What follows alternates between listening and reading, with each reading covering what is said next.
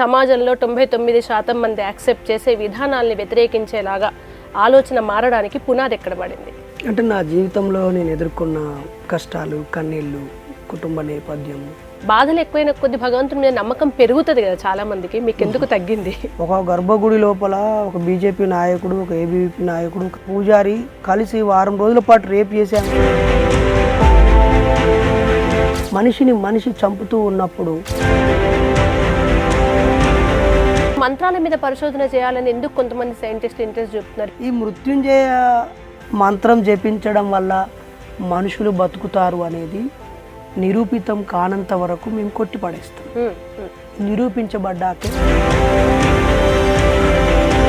ఏవేవో గ్రహాంతరాల్లో కనుక్కున్నవారు కైలాస మిస్టరీ ఎందుకు మీరు దాన్ని కైలాసం అంటారు కావచ్చు.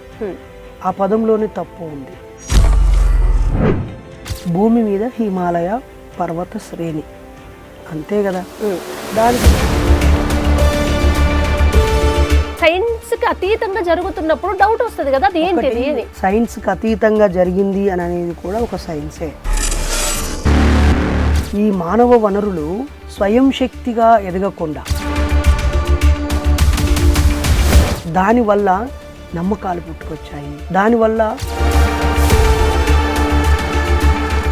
బెదిరిస్తారా? అది చూద్దామా. హలో హలో హలో ఎవరండి? బైరే నరేష్ గారండి? అవును సార్. సార్ ఏంటి సార్ మరి ఇంత దారుణంగా?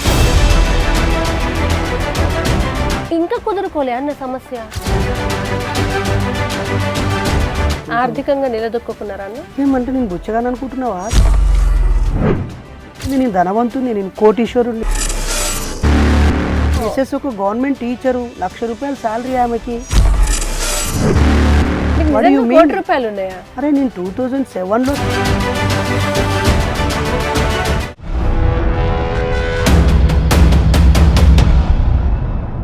నమస్తే, welcome to Magna TV, care of KV special talk show. భక్తు దేవుళ్ళని విమర్శించడం మాత్రమే నా పని కాదు. ఈ అయ్యప్పల గోల ఇంకెన్ని రోజులు? నేను సమాజానికి చేస్తుంది ప్రపంచానికి తెలియజెప్పాలని ప్రయత్నిస్తున్నా, కానీ నన్ను ఇవి తప్ప ఇంకొకటి అడగరా అంటూ ఆవేదన వ్యక్తం చేస్తున్నారు ప్రముఖ హేతువాది మూఢనమ్మకాల నిర్మూలన సంఘం అధ్యక్షులు. నిజానికి నాకు కూడా నలిగి ఉన్న అంశాలు కాకుండా అసలు బైరి నరేష్ గారి సిద్ధాంతం ఏంటి, ఆయన ఏం చేయాలనుకుంటున్నారు, ఏం చెప్పాలనుకుంటున్నారో క్లియర్గా మీతో పాటు నాకు తెలుసుకోవాలని ఉంది. కొత్తగా ఏమైనా ట్రై చేద్దాం. నమస్తే అన్న. First of all thank you so much వచ్చినందుకు.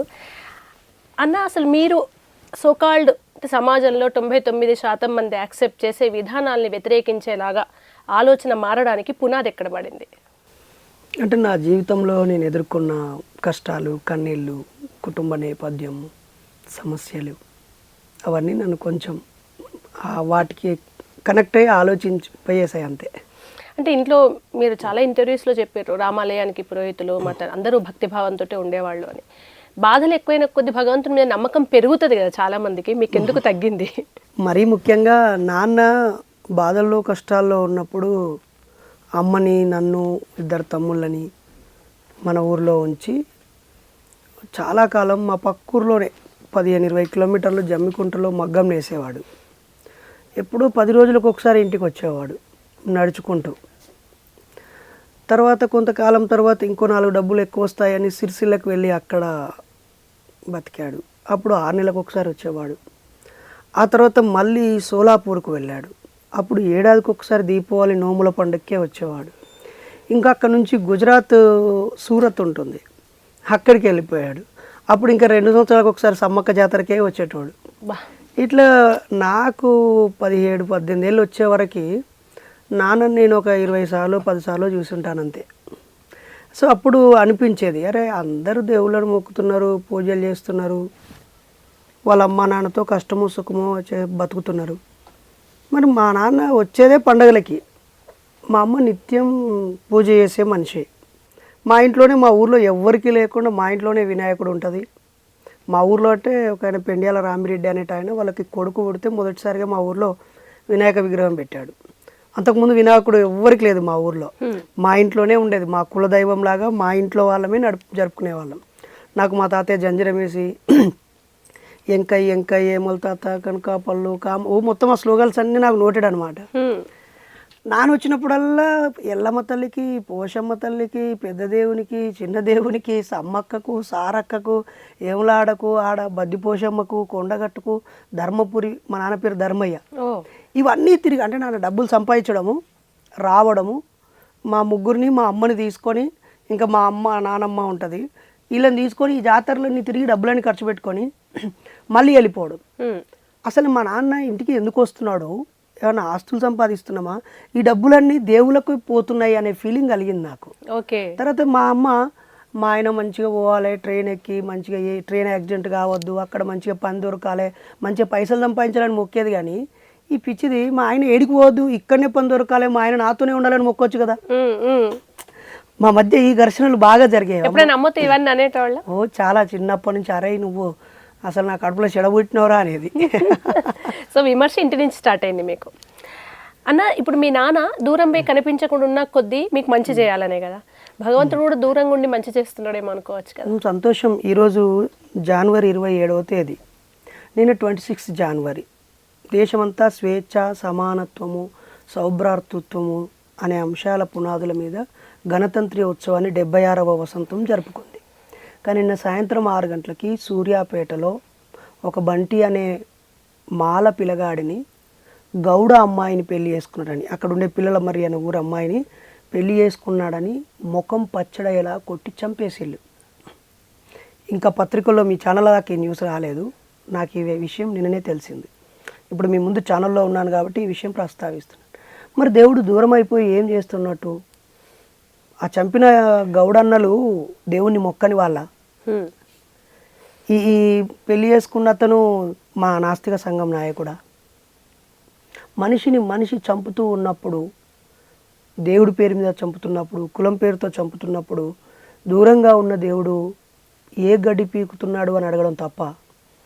ఇదే ప్రాబ్లం ఏమో అన్న, అంటే ప్రశ్నించడం కొంచెం రూడ్ అవుతుందేమో అనే ప్రాబ్లం. గడ్డి పీకడం కాకపోతే ఇంకేమందాము? సరే దేవుడు ఏం చేస్తున్నాడో అనొచ్చు, దేవుడు ఏం చేస్తున్నాడో అని అనొచ్చు. ఎగ్జాక్ట్లీ కరెక్ట్ పాయింట్కి వచ్చినాం మనం. మీరు ఒక దగ్గర బాధపడ్డారు, ఏమని? ప్రశ్నించనివ్వరు హిందూ ధర్మంలో, ప్రశ్నిస్తే ఒప్పుకోరని. మేబీ ప్రశ్నిస్తే ఒప్పుకుంటారేమో, ప్రశ్నించే విధానంలో తప్పుంటే ఒప్పుకుంటలేరేమో కావచ్చు కదా. ఒక హిందూ ధర్మమే, హిందూ మతమే కాదు, ఈ సమాజంలో ప్రపంచంలో ఎవ్వరు కూడా కంఫర్ట్గా ఎంజాయ్ చేస్తున్న దాన్ని తప్పు అంటే ఒప్పుకోరు. సహజ నైజం అది అన్ని ధర్మాలు. ఆ రోజు ఇస్లాంలో ఉన్న లోటుపాట్ల మీద బోలెడంత మంది గొంతు విప్పిన వాళ్ళు ఉన్నారు. నిన్న కుల నిర్మూలన సంఘం వాళ్ళు ఇందిరా పార్క్లో ఒక సమావేశం పిలిస్తే వెళ్ళాను. అక్కడికి పూణే నుంచి వెళ్ళి ముస్లిం సత్యశోధక్ సమాజ్ నాయకులు వచ్చారు. వాళ్ళు నాస్తికులను ప్రకటించి చెప్పారు. వాళ్ళు అక్కడ ఎదుర్కొన్న కష్టాలు, ఇబ్బందులన్నీ ప్రసంగిస్తూ ఉంటే ఆశ్చర్యం అనిపించింది. అలాగే క్రైస్తవంలో కూడా అలాగే ఉంటాయి. మీ హ్యాండ్ రైటింగ్ ఒకటి ఉంటుంది, మీకంటే అందమైన హ్యాండ్ రైటింగ్ ఇంకొకటి ఉంటుంది. కానీ మీ దస్తూరి రాయమంటారా, పక్కోడు దస్తూరి రాయమంటారా? ఎవరి రైటింగ్ వాళ్ళు రాసుకుంటారు. మరి నా రైటింగ్ ఇది, నా సిగ్నేచర్ ఇది. బ్యాంకులో సిగ్నేచర్ తప్పు ఉంటే అసలు చెక్కే తీసుకోరు కదా, తిరగదు కదా. మరి బైనరీ స్టైల్ ఇది. కరెక్ట్ అన్న, మీ స్టైల్ మీకు ఉండొచ్చు. ఇప్పుడు మీకు కొన్ని ఇష్టాలు ఉంటాయి, మీరు ఇప్పుడు ఒక ఎర్ర సంచి వేసుకొని తిరుగుతుంటారు, మీకు ఒక డిఫరెంట్ ఒక లుక్, అది మీ ఇష్టం. ఎందుకు ఇంత సింపుల్గా ఉంటారు అనేది, ఎందుకు ఉంటారు అని నేను అడగొచ్చు. కానీ ఏందా ఎర్ర సంచి బిచ్చపోలు లెక్క అని ఒక పదాన్ని మిమ్మల్ని హర్ట్ చేయడం, అదే నా ఇష్టం, నువ్వెవరు డిఫేమ్ చేయడానికి అని అంటారు. అట్లా మీకు ఇష్టం లేకుంటే మీరు క్వశ్చన్ చేయండి, నో ప్రాబ్లం. ఖచ్చితంగా ప్రశ్న అవసరం, ఉన్నతమైన సమాజానికి ప్రశ్న అవసరం. లేకుంటే మూఢత్వంలో, చీకటిలో, అజ్ఞానంలో అక్కడే ఆగిపోతారు. మీరు ఇట్లా ప్రశ్నించడం వల్ల ఏమవుతుందన్న అంటే, చాలామంది మీకు బయటకు వచ్చి విమర్శించే వాళ్ళు 10 మంది ఉంటే, మిమ్మల్ని నిశ్శబ్దంగా అబ్జర్వ్ చేసే వాళ్ళు 90 మంది ఉంటారు. నేర్చుకుందాం, విందాం, మరి కరెక్టేనేమో, మనం ఏమైనా రాంగ్ ఉన్నామా అనుకునే వాళ్ళు ఉంటారు కదా. ఇట్లా అనేసరికి అతి సర్వత్రా వర్జేయతని మొత్తం తెగినట్టు అవుతుంది. ఈ మీరు గట్టిగా అయ్యేసరికి సబ్జెక్ట్లోకి పోతలేదు విషయం, విమర్శల దగ్గర ఆగుతుంది. ఇంత మంచి సబ్జెక్ట్ మీ దగ్గర ఉందని మీరు అనుకున్నప్పుడు దాన్ని కరెక్ట్ వేలో ఎందుకు పెట్టలేకపోతున్నారు? లాస్ట్ 2 years నుంచి అయితే కరెక్ట్ వేలోనే పెడుతున్నాను. ఎప్పుడైతే జైలుకు వెళ్ళి వచ్చామో అప్పటి నుంచి ఎవడెక్కడ పోతే మనకేంటి, మతాలతో వాళ్ళు కొట్టుకొని చేస్తే నాకేంటి, లేని దేవుళ్ళని పుట్టిస్తే నాకేంటి, ఆ పేరుతో వాళ్ళు చేస్తే నాకేంటి అని నాలాంటి వాళ్ళని వెతుక్కుంటూ, నాలాంటి వాళ్ళతో ప్రయాణిస్తూ నా అవసరం ఉన్న వాళ్ళకి నాలెడ్జ్ని ఇస్తూ ముందుకు సాగుతున్నాను. అండ్ నాకు ఒక డౌట్ అన్న, ఎందుకని నిరసన చేసుకుంటారు ఎప్పుడు? ఇది ఎర్ర సంచి కాదు తల్లి. మామూలుగా ఇదొక నా కామన్ నీడ్ అంతే. ఇదే ఎప్పుడు చూసినా అయితే అందుకు వచ్చింది డౌట్. అంటే ఒక 2 years బ్యాక్ నుంచి, అంటే పాత వీడియోలా కొత్త వీడియోలా అని చూడాలనుకుంటే విత్ బ్యాగ్ వితౌట్ బ్యాగ్ అనమాట. ఓకే. ఎందుకు ఇంత సింపుల్గా ఉండడానికి రీజన్ ఏంది? బేసిక్గా అంతే ఉండగలిగే స్థాయి అనా, ఎంత ఉన్నా అట్లా ఉండాలనా? అదేం కాదు, అంటే మనిషి వేసుకునే బట్టలో ఉపయోగించుకునే వస్తువులను బట్టి అతని స్థాయిని నిర్ణయించడం అనేది అజ్ఞానం లేదా అవగాహన లోపం. అతను చేసే పనులు, అతని వల్ల సమాజానికి లాభము లేదా అతని లివింగ్ స్టైల్లో స్టాండర్డ్స్ని మనం చూడాలి. కాబట్టి బట్టలతోనో బ్యాగులతోనో చెప్పులతోనో ఉపయోగం లేదు. అన్న మీరు ఇది కాదు అంటే భక్తు సరే ఆస్తికత్వాన్నో నమ్మకాలను విమర్శించడం మీ పని కాదు, ఇంకా చాలా ఉంది. ఆ చాలా ఏంటిది? మీరు అడిగితే చెప్పాలి. మీరు చెప్పండి. ఏదో చేస్తున్నారు మీరు, సమాజానికి ఏం చేస్తున్నారు? నిశ్శబ్దంగా జరుగుతున్న ఆ పని ఏంటి?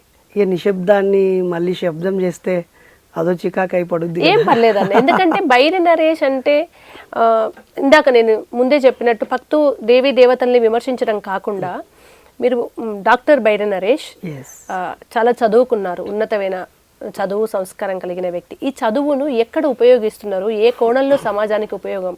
దాంతో ఏం చేస్తున్నారు? మొదట్లో అయితే ఇంజనీర్ అవ్వాలి, ఆర్ఈసీలో ఇంజనీరింగ్ చేయాలి, ఒక పెద్ద ఇంజనీర్ అవ్వాలని ఎంపీసీ తీసుకున్నాను. అందులో మ్యాథ్స్ బి ఒకటి ఫెయిల్ అయ్యాను. చాలా గిల్టీగా షేమ్గా ఫీల్ అయిపోయి తర్వాత డిగ్రీలో బిఏ తీసుకున్నాను. అప్పుడు సివిల్స్ టార్గెట్గా బిఏ తీసుకొని గోల్డ్ మెడల్ వచ్చింది, డిగ్రీ కాలేజీ టాపర్గా ఫస్ట్ ర్యాంక్ వచ్చింది, యూనివర్సిటీలోనే 4th place వచ్చింది. ఆ తర్వాత ఉస్మానియా క్యాంపస్కి వచ్చాను. అప్పుడు చాలా ఉద్యమాలు పరిచయం అయ్యాయి, పుస్తకాలు ఎక్కువ అందుబాటులోకి వచ్చాయి, స్నేహితులు వచ్చారు.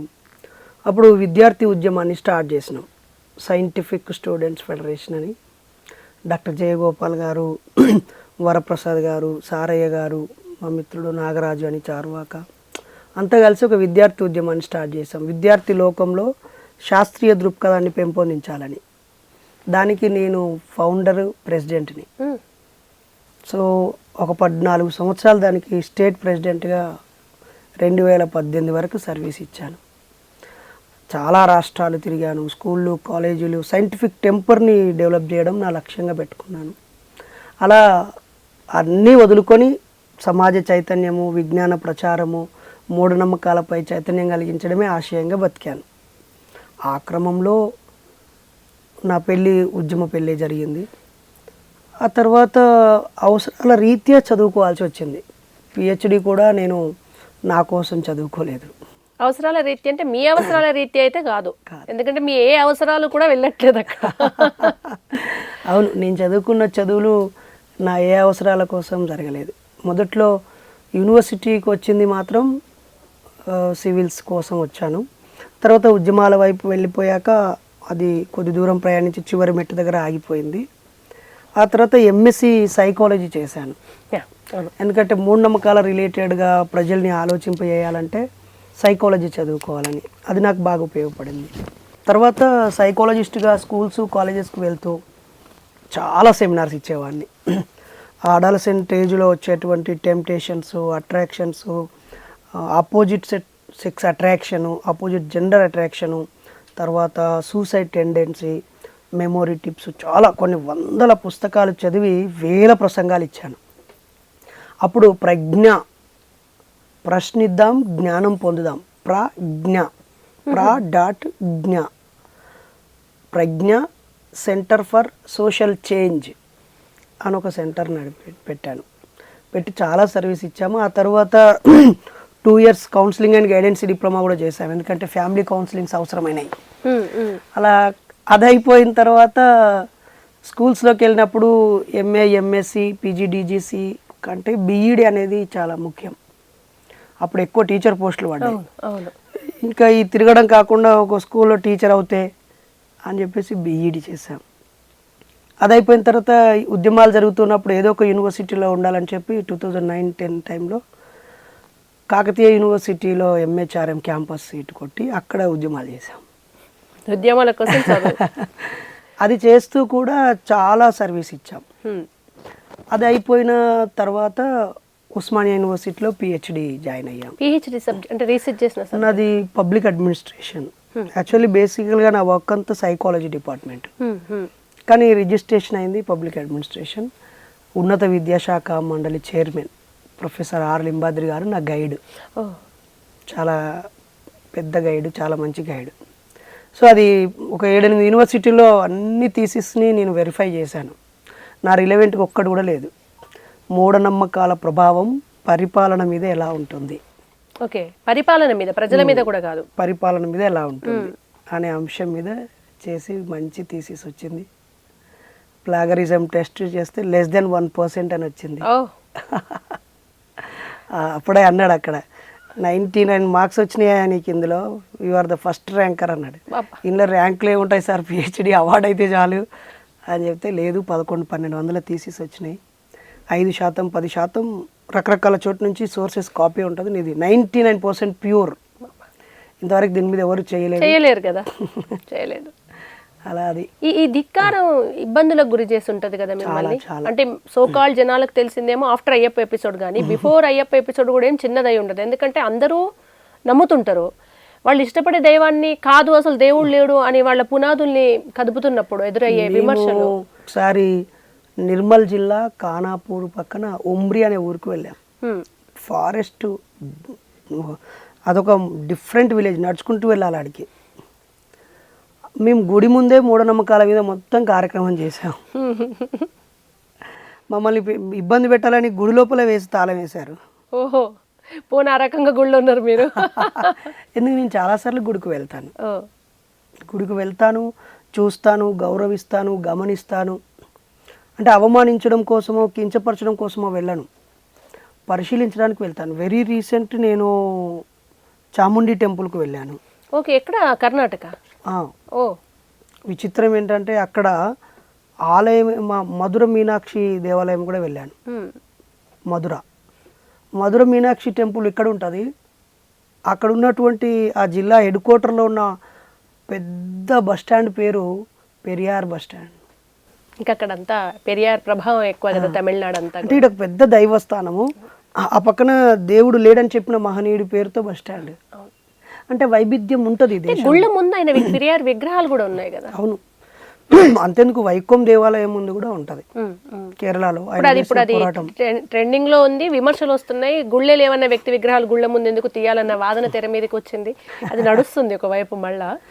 బట్ మీరు అంటే అన్న, ఇప్పుడు మీరు స్టూడెంట్, ప్రతి చోట సైన్స్ని అంటే మంచిని చూడగలిగే విచక్షణ కూడా చదువుకున్న వాళ్ళకు ఉంటుంది, కొంచెం మూఢంగా పోరు. ఇప్పుడు ఈ యంత్రం గంట సౌండ్లో వచ్చే ఒక వైబ్, అంటే తరంగాలు అంటారు కదా, శబ్ద తరంగాలు, ఇవన్నీ మనకు సైన్స్ చెప్పింది. అదేమన్నా ఎప్పుడైనా ఇది ఏంది చూద్దాం ఒకసారి, ఈ యంత్రం ఎఫెక్ట్ ఏంది, తరంగాలు ఏంది, ఏదైనా కాస్మిక్ అంటే యూనివర్స్లో ఉన్న పంచభూతాలు, ఈ ప్రకృతిలో ఉన్న శక్తిని ఏమన్నా సైంటిఫిక్గా ఇట్లా ఆగుతుందా, ఆ కోణం ఎప్పుడైనా చూడలేదన్నా మీరు? చాలా చూశాను నేను. బుద్ధిస్ట్ ఏరియాకు వెళ్ళినప్పుడు వాళ్ళు ఒక లయబద్ధంగా దాన్ని మోగించడాలు, తర్వాత పెద్ద పెద్ద చర్చిల ముందు పెద్ద గంటలను మోగించడాలు, తర్వాత కొన్ని ప్రత్యేక ప్రదేశాలలో భిన్నమైన వాయిద్యాల మ్యూజిక్, అవన్నీ కూడా నేను గమనించాను, చదివాను, ఆస్వాదించాను. ఎప్పుడైనా శబ్దం ఎలా వస్తుంది, గాలి ఒత్తిడికి గురైనప్పుడు శబ్దం వస్తుంది.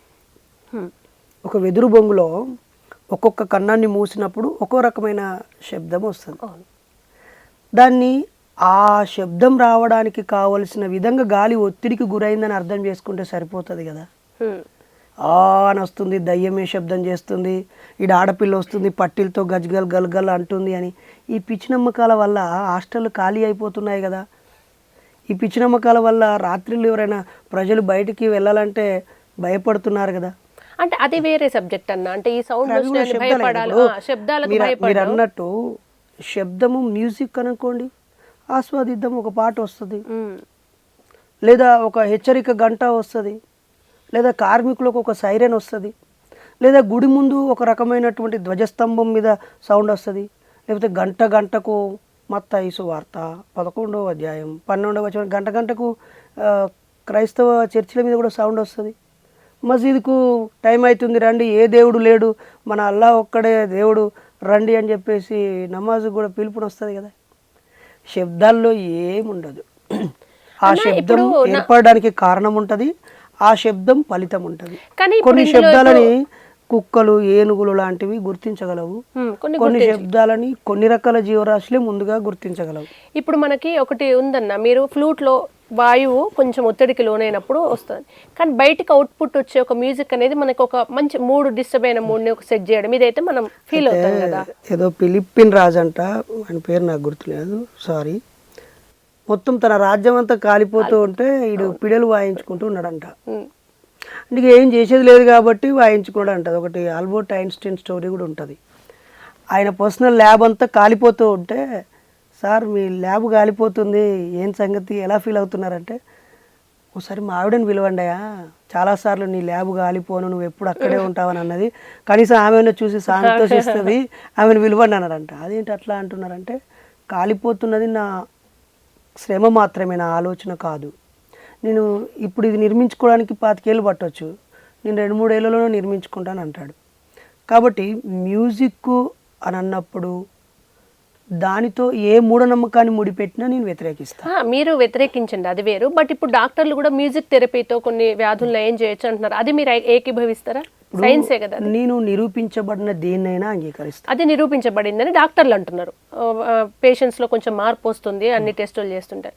అట్లా ఒక శబ్దంలో ఏదన్నా హీలింగ్ పవర్ ఉందేమో అనేది ఇప్పుడు ఒకటన్నా, ఒకప్పుడు ఏమందరూ దేవాలయాలంటే అన్ని టెస్ట్ చేసి ఏదో ఒక ఎనర్జీ హై ఫ్రీక్వెన్సీ సైంటిఫిక్గా ఉందనుకుంటే అక్కడ దేవాలయం కడతారు. ఇప్పుడంటే వాడకట్టుకు ఒక గుడి వస్తుంది, అవేం చూడకుండా వస్తుంది. అంటే మనం గుడి అంటే మళ్ళీ హిందువులకి గోలా గానీ అది ఆ రోడ్డు వెడల్పు కాకుండా ఇల్లును కాపాడే దిష్టి బొమ్మలాగా గుడి మారిపోయింది. చర్చి, మసీదు ఇట్లా వాడకట్టుకు ఒకటి వస్తుంది, మనకు ఊరికి ఒక్క గుడి. లేదా రోడ్డు ఇక్కడికి ఎండ్ అవుతుంది కాబట్టి వీధి పోటును తప్పించుకోవడానికి కూడా ఒక గుడి కట్టేస్తే అయిపోద్ది అనే పరిస్థితికి వస్తుంది. కానీ ప్రజల అవసరాల కోసం వచ్చింది ఒక వస్తువు, వ్యాపార వస్తువుగా మారిపోయిందన్న. అట్లా కాకుండా కొన్ని స్పెసిఫిక్ సైంటిఫిక్ రీజన్స్, తర్వాత కాశీ లాంటి ప్రదేశాల్లో గుడి కాదు, మణికర్ణిక ఘాట్స్ లోనో లేకుంటే మరొక చోటనో లేదా హిమాలయాల్లోనో హైయెస్ట్ కాస్మిక్ ఎనర్జీస్ ఉన్నాయి అనేది చాలా మంది సైంటిస్టులు ప్రయోగం చేద్దాం అనుకుంటున్నారు. కైలాస పర్వతం పైకి ఎటు వెళ్లాలో తెలియక అక్కడికి వెళ్తుంటే కాలంతో పాటు గోర్లు మారుతున్నాయి, జుట్టు రంగు మారుతుంది దిగొచ్చేసరికి అని వెళ్ళలేక, ఇవన్నీ సైంటిస్టులే ట్రై చేస్తున్నారు కదా. ఇవి ఎందుకు వీడని చిక్కుముడిగా ఉన్నాయి? మీరు దేనినైనా దూరంగా చూస్తే చిక్కుముడిలాగా అనిపిస్తుంది, దగ్గరికి వెళ్ళి పరిశీలిస్తే ఆ చిక్కుముడి విప్పబడుతుంది. చెయ్యి ఇంత నీట్గా కనిపించినా ఒకసారి మీరు భూతద్దంలో నుంచో మైక్రోస్కోప్ నుంచో చూస్తే పెద్ద పెద్ద కన్నాలు, హోల్స్ ఉన్నట్టుగా ఈ వెంట్రుకలు పెద్ద పెద్ద వృక్షాలాగా కనిపిస్తాయి. సో ఇంకా డీప్గా చూసే అవకాశాలు ఉన్నాయి కదా. గోర్లు ఎందుకు మారుతున్నాయి, అక్కడి వాటర్ ఏంటి, అక్కడి టెంపరేచర్ ఏంటి, ఎందుకు మనిషి చల్లబడుతున్నాడు, లేదా ఊపిరితిత్తుల సమస్యలు ఎందుకు వస్తున్నాయి, శ్వాసకోశ సమస్యలు ఎందుకు వస్తున్నాయి, అక్కడి ప్రజలు ఏ ఆహారం తీసుకుంటున్నారు, వాళ్ళని వాళ్ళు రక్షించుకోవడానికి ఏ మెథడ్స్ ఫాలో అవుతున్నారు, వేరే ప్రాంతం నుంచి కొత్తగా ఆ ప్రాంతానికి వచ్చిన వాళ్ళు ఆ పరిస్థితుల వల్ల ఏమేమి అనారోగ్య సమస్యలు ఎదురవుతున్నాయో పరిశీలిస్తే సరిపోదు. దీనికి ఈ పవర్ ఆ పవర్ ఎందుకు అంటే ఇప్పటి వరకు చాలా మంది సైంటిస్టులు పరిశీలిస్తున్నారు కదా, ఏవేవో గ్రహాంతరాల్లో కనుక్కున్నవారు కైలాస మిస్టరీ ఎందుకు? నేనేమంటానంటే, మీరు దాన్ని కైలాసం అంటారు కావచ్చు, ఆ పదంలోనే తప్పు ఉంది, దానికి ఏదో పేరు పెట్టాలి కదా మీరైనా. ఇప్పుడు భూమి మీద హిమాలయ పర్వత శ్రేణి అంతే కదా, దానికి కైలాసం అని, ఇంకెక్కడో పాతాళమని, పాప వినాశనం లోకమని, భూమి మీదనే ఉన్నదా కైలాసము, పైన ఉందా? ఒకవేళ మీరు భక్తిపరమైన అవగాహన ఉంటే మీరు నాకు చెప్పండి, తెలుసుకుంటాను. అసలు కైలాసం అనేది భూమిని ఆనుకొని ఉందా? ఇప్పుడు ఇక్కడ అసలు విషయానికి వద్దామన్నా, భూమిని ఆనుకొని ఉన్నా కూడా మనకు కనిపించే 3 డైమెన్షన్ కాక 4th డైమెన్షన్లో ఉంటుంది అంటారు. అది భూమి. చాలా మంది దేవుడు అనగానే పైకి చూస్తారు, అసలు దేవుడు పైన లేదనేది పురాణాల్లో కూడా ఎప్పుడు ఆకాశం దిక్కు చూడండి ఉంటారని ఎవరు అన్నారు. బట్ దేవుడు అనగానే దేవుడా అని పైకి చూస్తారు. అట్లా ఈ 4th మనకు తెలియని ఇప్పుడు డైమెన్షన్స్ సైన్స్ కూడా నమ్ముతుంది కదా, కనిపించిన ఇంకో డైమెన్షన్లో ఉంటుంది. అది ఇప్పుడు మీ పక్కన ఉండొచ్చు, నా పక్కన ఉండొచ్చు, ఎక్కడైనా ఉండొచ్చు కదా. ఉత్తర భారతదేశంలో ఉన్న కైలాసం గురించి మనం ఇక్కడ కూర్చుని మాట్లాడుకుంటున్నాం హైదరాబాద్ నడి బోర్డు మీద. ఉమ్. ఎందుకని హైదరాబాద్ చుట్టూ ఉన్న సమస్యల గురించి ఎందుకు మాట్లాడుకోవద్దు? ఇక్కడున్న మనుషులు గారు, ఇక్కడున్న భక్తులు గారు, ఇక్కడున్న గుడులు కావు, చర్చిలు కావు. మీరు ఇవి కాదు ఇది కాదు అంటున్నారు కదా, ప్రూవ్ కానివి ఇక్కడున్న science లో అంటే prove కానివి ఉన్నాయి కదా. ఇక్కడున్న గుడులు, చర్చిలు, మసీదులు పనికిరానివి అన్నట్టేనా? నేనేమంటున్నా అంటే ఇవన్నీ పనికిరావని మీరు ఒకటి తేల్చారు. సరే పనికిరావని కాసేపు మీ వాదంతో ఏకీభవిద్దామని అనుకున్నాను నేను. ఏది తేలని ఒక మిస్టరీగా మిగిలిన వాటికి మీ సమాధానం ఏంటి అని. ఏం చేస్తాడంటే తన చుట్టూ ఏ ఆధారం లేనప్పుడు ఇంకెక్కడో ఒక ఆధారం ఉందని భ్రమపడతాడు. ఎక్కడ ఇప్పుడు మీ మాటలు నేను నమ్మిన అనుకుందాం అన్న కాసేపు కామన్ మీరు అరే బైరి నరేష్ అన్న చెప్పింది కరెక్టేనేమో, దేవుళ్ళు లేరనుకుందాం, కానీ అక్కడ పోయి ఆగుతున్నా కదా. బైరి నరేష్ అన్న దేవుళ్ళు మీరు ఎన్నిసార్లు వెళ్ళారు లేడని కాశీకి? వెళ్ళిన 4-5 సార్లు వెళ్ళిన. ఈ హైదరాబాద్లో ఉండే 1 కోటి మంది ప్రజల్లో ఎంతమంది వెళ్ళి ఉంటారు అక్కడికి? అది ఎవరి నమ్మకాలు వాళ్ళు, మన దగ్గర లెక్కలు లేవు కదన్న. మరి ఇదే పదం అందరికి వర్తిస్తుంది కదా. ఒకవేళ ఏదో కాస్మిక్ పవర్ ఉందంటే అనుకొని కుప్పలుగా చచ్చిపోతున్నారు కదా దర్శనానికి వెళ్ళినప్పుడు. లిమిటెడ్ డేసే ఓపెన్ చేస్తున్నారు కదా, ప్రత్యేక హెలికాప్టర్లు పెడుతున్నారు కదా, వాళ్ళని కాపాడడం కోసం ఆర్మీ సైనికులను ఇచ్చి పంపిస్తున్నారు అంటేనే ఈడ ఆ ఎనర్జీ ఈ ఎనర్జీ మిమ్మల్ని రక్షించదురా నాయన, ఈ స్వెటర్ మిమ్మల్ని రక్షిస్తుందని స్వెటర్ ఎత్తాళ్ళు. ఏ ఎనర్జీ మిమ్మల్ని కాపాడదురా నాయన అని గన్ను పెట్టి పక్కన టెర్రరిస్టుల నుంచి కాపాడడానికి చేస్తున్నారు. ఒరే ఈ ప్రకృతిని గౌరవించాలరా అని ముందు వేయేవాళ్ళు ఇవి కొండ చర్యలు విరిగిపోతాయా, ఈ రోడ్డు పగిలిపోద్దా అని ముందు సాహసోపేతంగా ఒక బ్యాచ్ వెళ్ళి ఆ తర్వాత ఈ ప్రాంతం సురక్షితంగా ఉందన్నాక వీళ్ళు అమాయక భక్తులను పట్టుకుపోతున్నారు. అది కూడా వీళ్ళు 1000 రూపాయలు చెల్లిస్తేనే, పుక్కిటికి కాదు. సైకిల్ మీద ఆడికి పోవడానికి పర్మిషన్ ఇవ్వట్లేరు, ఉచితంగా ఆడికి రైలు ట్రాక్స్ వేసి మధ్యతరగతి పేద ప్రజలకు అందుబాటులో లేదు. అక్కడ కూడా భుజం మీద మనుషులు ఎత్తుకొని ఒక మనిషిని మరొక మనిషి మోస్తున్నారు డబ్బులు తీసుకొని. అక్కడ భక్తి ఉంది అని అంటే బిజినెస్ ఉంది అన్డౌటెడ్లీ. ఇప్పుడు ఇదండి, అక్కడ ఆ శక్తి నన్ను కాపాడుద్ది, నేను పోతానంటే నీకు అక్కడి ఆర్మీ అనుమతిస్తుందా అన్న? మీరు ఒక మంచి మాట అన్నారు ఇందాక, స్వెటర్లు వేసుకుని కాపాడాలి, కానీ అక్కడికి అసలు ఎటువంటి వస్త్రాలు లేకుండా అంత మంచులు తిరుగుతున్న వాళ్ళది. మరి వాళ్ళని ఏమనుకోవాలనంటే వీళ్ళు ఈ విధంగా బాగా ప్రాక్టీస్ చేసిన వ్యక్తులు, వీళ్ళు ఇక్కడ ఏదైనా ఇలాంటి పనులు ఉంటే వీళ్ళతో చేపించుకోవాలని అర్థం. ఇప్పుడు గజ ఈతగాళ్ళు ఉన్నారనుకో, గ్రేటే కదా, వాళ్ళని మనం ఆ ప్రమాదం జరిగే ప్రదేశంలో పెడితే వాళ్ళ వల్ల లాభం. కాబట్టి వీళ్ళు బట్టలు లేకుండానే ఉంటున్నారంటే అభినందించుదాం. అంటే కొంచెం ఎత్తి మీదకి పోతేనే ఊపిరితిత్తుల ప్రాబ్లమే. చాలా మంది ఆక్సిజన్ బాటిల్స్తో పోతే కూడా ఉండలేరు. అసలు ఎటువంటి బట్టలు లేకుండా హిమాలయాల్లో మంచు కురుస్తుంటే ఒక శిలల్లాగా ఉండిపోయి మళ్ళీ ఏ రోగం లేకుండా తిండి లేకుండా ఉండగలుగుతున్నారంటే ఏదో ఉంది, సంథింగ్ ఈజ్ దేర్ అనేది ఆగుతారు కదా. ఏమంటాను, ఉంది కావచ్చు, వాళ్ళే దేవుళ్ళు కావచ్చు, వాళ్ళ లోపల ఇట్లా దేవుడు లోపలికి వెళ్ళిపోయి వాళ్ళని అట్లా కాపాడుతున్నాడు కావచ్చు. నేనేమంటానంటే అంత గొప్ప శక్తి ఉత్తగా కూసున్నోనికి ఎందుకురా, ఆకలితో అలమటించుని గురించి కావాలి కదా నీ శక్తి. అభాగ్యులు అర్థనాదాలతో వాళ్ళు ఉండే వాళ్ళకి కావాలి కదా నీ శక్తి. అవసరాలు ఉన్న చోట కావాలి కదా నీ శక్తి. అవసరం ఉన్న చోట, అర్థనాదం ఉన్న చోట. సామాజిక కోణం మీరు అనేది సామాజిక కోణం. వాళ్ళకి సమాజానికి ఏదో చేయాలి, వెళ్ళిపోయి ఎక్కడో హిమాలయాల్లో ఉంటారు, మేము సమాజాన్ని ఉద్ధరించాలి అనుకోలేదేమో. ఇప్పుడు ఉదాహరణకి కరోనా టైంలో చెప్పులు లేకుండా నడిచిపోయే వ్యక్తులకి ఒకరేమో చెప్పులు కొనిచ్చారు ఫ్రీగా, వాళ్ళు గొప్పోళ్ళ? లేకపోతే హిమాలయాల్లో 100 సంవత్సరాలు ఖాళీగా కూర్చుండి చెప్పులు లేకుండా ఆడొక్కడే కూర్చొని ఉన్నాడు, వాడు గొప్ప తప్ప అని మాట్లాడుకుంటున్నా. ఏమీ లేదు అని మీరు అంటున్నారో అది ఉన్నదేమో అనే డౌట్స్ క్రియేట్ చేస్తారు కదా. వాళ్ళ వల్ల వాళ్ళ ప్రజలను నమ్మే వాళ్ళకన్నా మేలు జరగాలి కదా. ఇప్పుడు ఒక క్రైస్తవ వాళ్ళు ఒకటి చెప్తారన్న, మమ్మల్ని నమ్మమని వాళ్ళు ఎక్కడికి వచ్చి చెప్తలేరు కదా, వాళ్ళ వాళ్ళు ఎక్కడో డిస్కస్ చేయాలి. నేను ఏమంటా అంటే ఇక్కడ గొప్ప తక్కువ గురించి మాట్లాడలేదు. డిస్కషన్ ఏంటి, వాళ్ళ వల్ల మనకేం ప్రయోజనం ఉన్నది లేదన్నప్పుడు, కొన్ని సైన్స్ కి అతీతంగా జరుగుతున్నప్పుడు డౌట్ వస్తుంది కదా, అది ఏంటిది అని. సైన్స్ అతీతంగా జరగడం అనే పదము తప్పు. సైన్స్కి అతీతంగా జరిగింది అని అనేది కూడా ఒక సైన్సే. అయితే ఇక్కడ సైన్స్ అంటే ఒక పదార్థం కాదు, ఒక టెక్స్ట్ బుక్ కాదు, లేకపోతే ఒక వ్యక్తి కాదు, ఒక మతం కాదు, ఒక సమాజం మొత్తానికి వర్తించేది ఇంకోళ్ళకి వర్తించేది కాదు. సైన్స్ అంటే ఒక క్రమ పద్ధతిలో జరిగిన అధ్యయనము, నిరూపణలతో కూడుకున్న ఒక విజ్ఞానమే సైన్సు. కాబట్టి సైన్స్ని విజ్ఞానానికి ప్రతిరూపంగా, దైవాన్ని మూఢనమ్మకాల్ని అజ్ఞానానికి ప్రతిరూపంగా సమాజం భావిస్తుంది. భక్తులు కూడా సైన్స్ను వినియోగించుకుంటారు. అలాగే సైంటిస్టులు కూడా భక్తితో ఉంటారు. కాబట్టి హాస్పిటల్లో వినాయకుని విగ్రహాలు కాబట్టి సైన్స్ అనేది ఒక నిరూపణతో కూడిన, ఒక ఆధారాలతో కూడిన, క్రమ పద్ధతితో ఉన్న ఒక అధ్యయనం. అన్న ఎందుకు సైంటిస్టులు వీళ్ళందరూ మంత్రాల మీద పరిశోధన చేయాలని ఎందుకు కొంతమంది సైంటిస్టులు ఇంట్రెస్ట్ చూపుతున్నారు? ఇప్పుడు కొన్ని హాస్పిటల్స్లో కోమాలో ఉన్న వాళ్ళ మీద మృత్యుంజయ మంత్ర ట్రై చేస్తున్నారు, ఏమన్నా తేడా ఉంటుందా అని. ఒక సైన్స్ నేర్చుకున్న వ్యక్తులు, డాక్టర్సా సైంటిస్టులు, వాళ్ళే ఈ ప్రయోగాలు చేస్తున్నప్పుడు ఒక ఊర్లో మనం చాలా లోతుకి వెళ్దాం, ఊర్లో చదువు రాదు, అమ్మో ఒక ఊర్లో సార్లే చదువుకున్న వాళ్ళే చేస్తున్నారంటే అదేదో ఉన్నదట అనుకుంటారు కదా.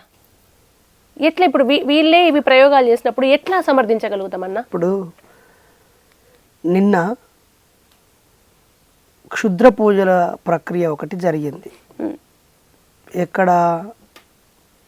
ఆదిలాబాద్ జిల్లా వార్తలలో వచ్చింది. మంచిర్యాలలో క్షుద్ర పూజలు, మీకు 2 కోట్ల రూపాయలు దొరుకుతాయి ఈ క్షుద్ర పూజలు చేస్తే అని చెప్పి వాడి దగ్గర 2 లక్షలు వసూలు చేసిండు.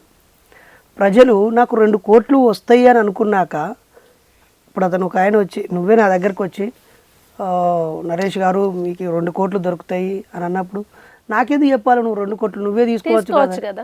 నా దగ్గర ఉన్న 2 లక్షలు నువ్వు తీసుకుంటున్నావు అంటే మోసం అనే కామన్ సెన్స్ ప్రజలకు ఉండదు. మరి ఇప్పుడు మోసం చేసినోడు హిందూ మతస్థుడే, మోసపోయినోడు హిందూ మతస్థుడే కదా. ఇక్కడ ఎందుకు మత పెద్దలు మాట్లాడరు?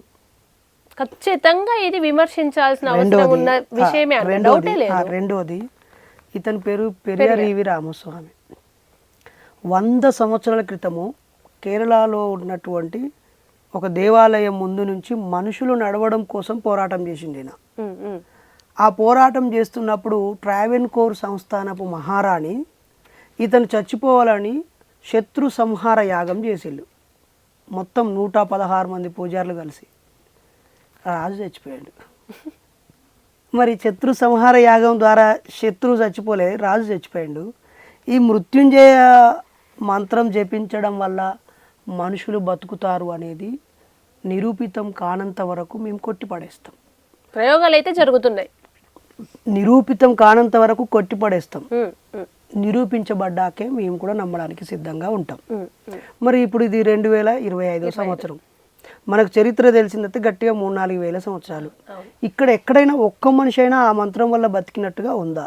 అదే ప్రయోగాలు జరుగుతున్నాయి కదన్న. ఇప్పుడు ఋషులు ఏం చెప్తారు? మేము మృత్యుంజయ యాగం చేసి ఋషులు అంటే ఎవరు? ఇప్పుడు వాళ్ళు ఏమంటారన్నా, ఒక వ్యక్తి చనిపోయే పరిస్థితుల్లో ఉంటే మృత్యుంజయ హోమం చేసి బతికించినాం అంటారు. దానికి ప్రూఫ్ లేదు మీ దృష్టిలో. అందుకు సైంటిస్టులు ఇప్పుడు డాక్టర్లు అదేదో మిషన్స్ పెట్టి బతికిండో లేదో ప్రూవ్ చేస్తారు. ప్రూవ్ చేశాకే నమ్ముదాం మనం. గుడ్డిగా ఏది నమ్మద్దన్నా. మీరు అన్నది ఒక గొప్ప విషయం ఏంటంటే, నమ్మకం మనిషిని చంపుతుంది, బతికిస్తుంది కూడా, ఒక మనిషి బలంగా నమ్మితే. కానీ మూఢనమ్మకం ఎప్పుడూ మనిషిని చంపుతుంది. ఇప్పుడు కొంతమంది మీరన్న ముస్లిమ్స్, క్రిస్టియన్స్లో కూడా ప్రశ్నిస్తూ వస్తున్నారు సత్యాన్వేషణలో అని. హిందువుల్లో కూడా మొత్తం మంది గుడ్డిగా నమ్ముతలేరన్న. దైవ భక్తులుగా ఉంటూనే ఎవరన్నారు? చెప్తున్నా నేను. ఒక చిన్న ఎగ్జాంపుల్ ఇస్తాను. నేను అక్కడికి నా కళ్ళ ముందు చూసి కూడా అక్కడికి వెళ్ళలేకపోయానని గిల్టీగా ఫీల్ అవుతుంటాను. సూర్యాపేట జిల్లా కోదాడ దగ్గర ఎర్రవల్లి అనే గ్రామంలో ఉగ్ర నరసింహస్వామి అనే వ్యక్తి అవతారం ఎత్తిందంట. ఒక వారం 10 రోజుల్లో ఒక రోజుకు 70,000 మంది అక్కడికి వెళ్ళే స్థాయిలో జాతరలు జరిగినాయి. ఒక అబ్బాయి హై స్కూల్కి వెళ్ళే పిల్లవాడు పూనకమచ్చి ఊగిపోయి ఈ బండ కింద నరసింహస్వామి ఉన్నాడంటే వెళ్ళిపోయిరు. అక్కడ రోడ్డు వేసిరు, టెంట్లు వేసిరు, చుట్టూ దుకాణాలు పెట్టిరు. ఒకరు పూనకమచ్చి ఊగుతూ ఉన్నారు, ఒకరు ఇవాళ లెక్కనే ఇంకోరు ఊగుతూ ఉన్నారు. పెద్ద వ్యవహారం అయ్యింది. ఇప్పుడు ఏమైంది? మొదటనేమో అది కొట్టిపడేసినాం, మేము కొట్టిపడేసినాం. నమ్మకాలు మొదలైపోయిన తర్వాత నమ్మకాలు పదిలపరచబడ్డాయి, వ్యవస్థీకృతించబడ్డాయి, వ్యాపారీకరించబడ్డాయి. ఇక ఇప్పుడు ఆ పిల్లగాడికి సైకాలజీ కౌన్సిలింగ్స్ ఇచ్చి వాడిని స్కూల్కి పంపించినా కూడా ఆ ప్రదేశం ఒక ప్రత్యేక క్షేత్రంగా వర్ధిల్లుతూనే ఉంటుంది.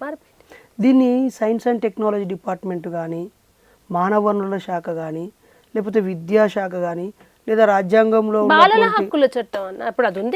ఏవి వర్తించవు. కాగితాల మీద ఉండే చట్టాలు కాగితాల మీద ఉంటాయి. ఎవడైనా తెలివైనోడు నాకు ఈ హక్కు ఉంది, ఈ చట్టం ఉందని అడిగితే తప్ప చట్టం నోరు మెదపదు. కానీ ప్రాక్టికల్గా సమాజంలో కొనసాగే కొన్ని చట్టాలు ఉంటాయి. పబ్లిక్ ఒబీడియన్సీ యాక్ట్స్ అంటారు ఇవన్నీ. వాళ్ళ భర్త సర్పంచ్ కాదు, వాళ్ళ భార్య సర్పంచ్, కాగితాల మీద ఈవిడ సర్పంచ్, పబ్లిక్లో వాళ్ళ భర్తనే సర్పంచ్ అంటారు. ఎందుకంటే ఆయనే పెద్ద మనిషి నిజానికి కూడా. చాలా చోట్ల ఇదే జరుగుతుంది. అయితే ఇక్కడ మనం తప్పు పట్టాల్సింది, ఆయన సర్వీస్ ఇచ్చి అక్కడ గ్రామంలో ఆయన ప్రముఖ వ్యక్తి అయ్యాడు, మహిళా రిజర్వేషన్ వచ్చింది కాబట్టి ఎవరికి అలా పోస్ట్ అనుకున్నప్పుడు వాళ్ళ భార్యకే ఇచ్చారు. ఆవిడ ఒక గృహిణి అయి ఉండొచ్చు, మనం ఆమెను తప్పు పట్టట్లేదు. చట్టమేమో ఆమె సర్పంచ్ అని చెప్తుంది, ప్రజలేమో ఆమెను సర్పంచ్గా భావించట్లేరు, వాళ్ళ భర్తనే భావిస్తున్నారు. కాబట్టి ఆటోమేటిక్గా పవరు న్యాచురల్గా ఉండే పబ్లిక్ పవర్ ఏమో భర్త చేతిలో ఉంది, చట్టం పవర్ ఏమో భార్య చేతిలో ఉంది. అలానే ఈమె కీలు బొమ్మనో ఈమె డమ్మీ అని అనడానికి లేదు, అక్కడ వాస్తవాన్ని గ్రహించాలి. కాబట్టి ప్రజల్లో బలంగా నమ్మకాలు ఉన్నాయి, ఈ దేశం నిండా నమ్మకాలు ఉన్నాయి.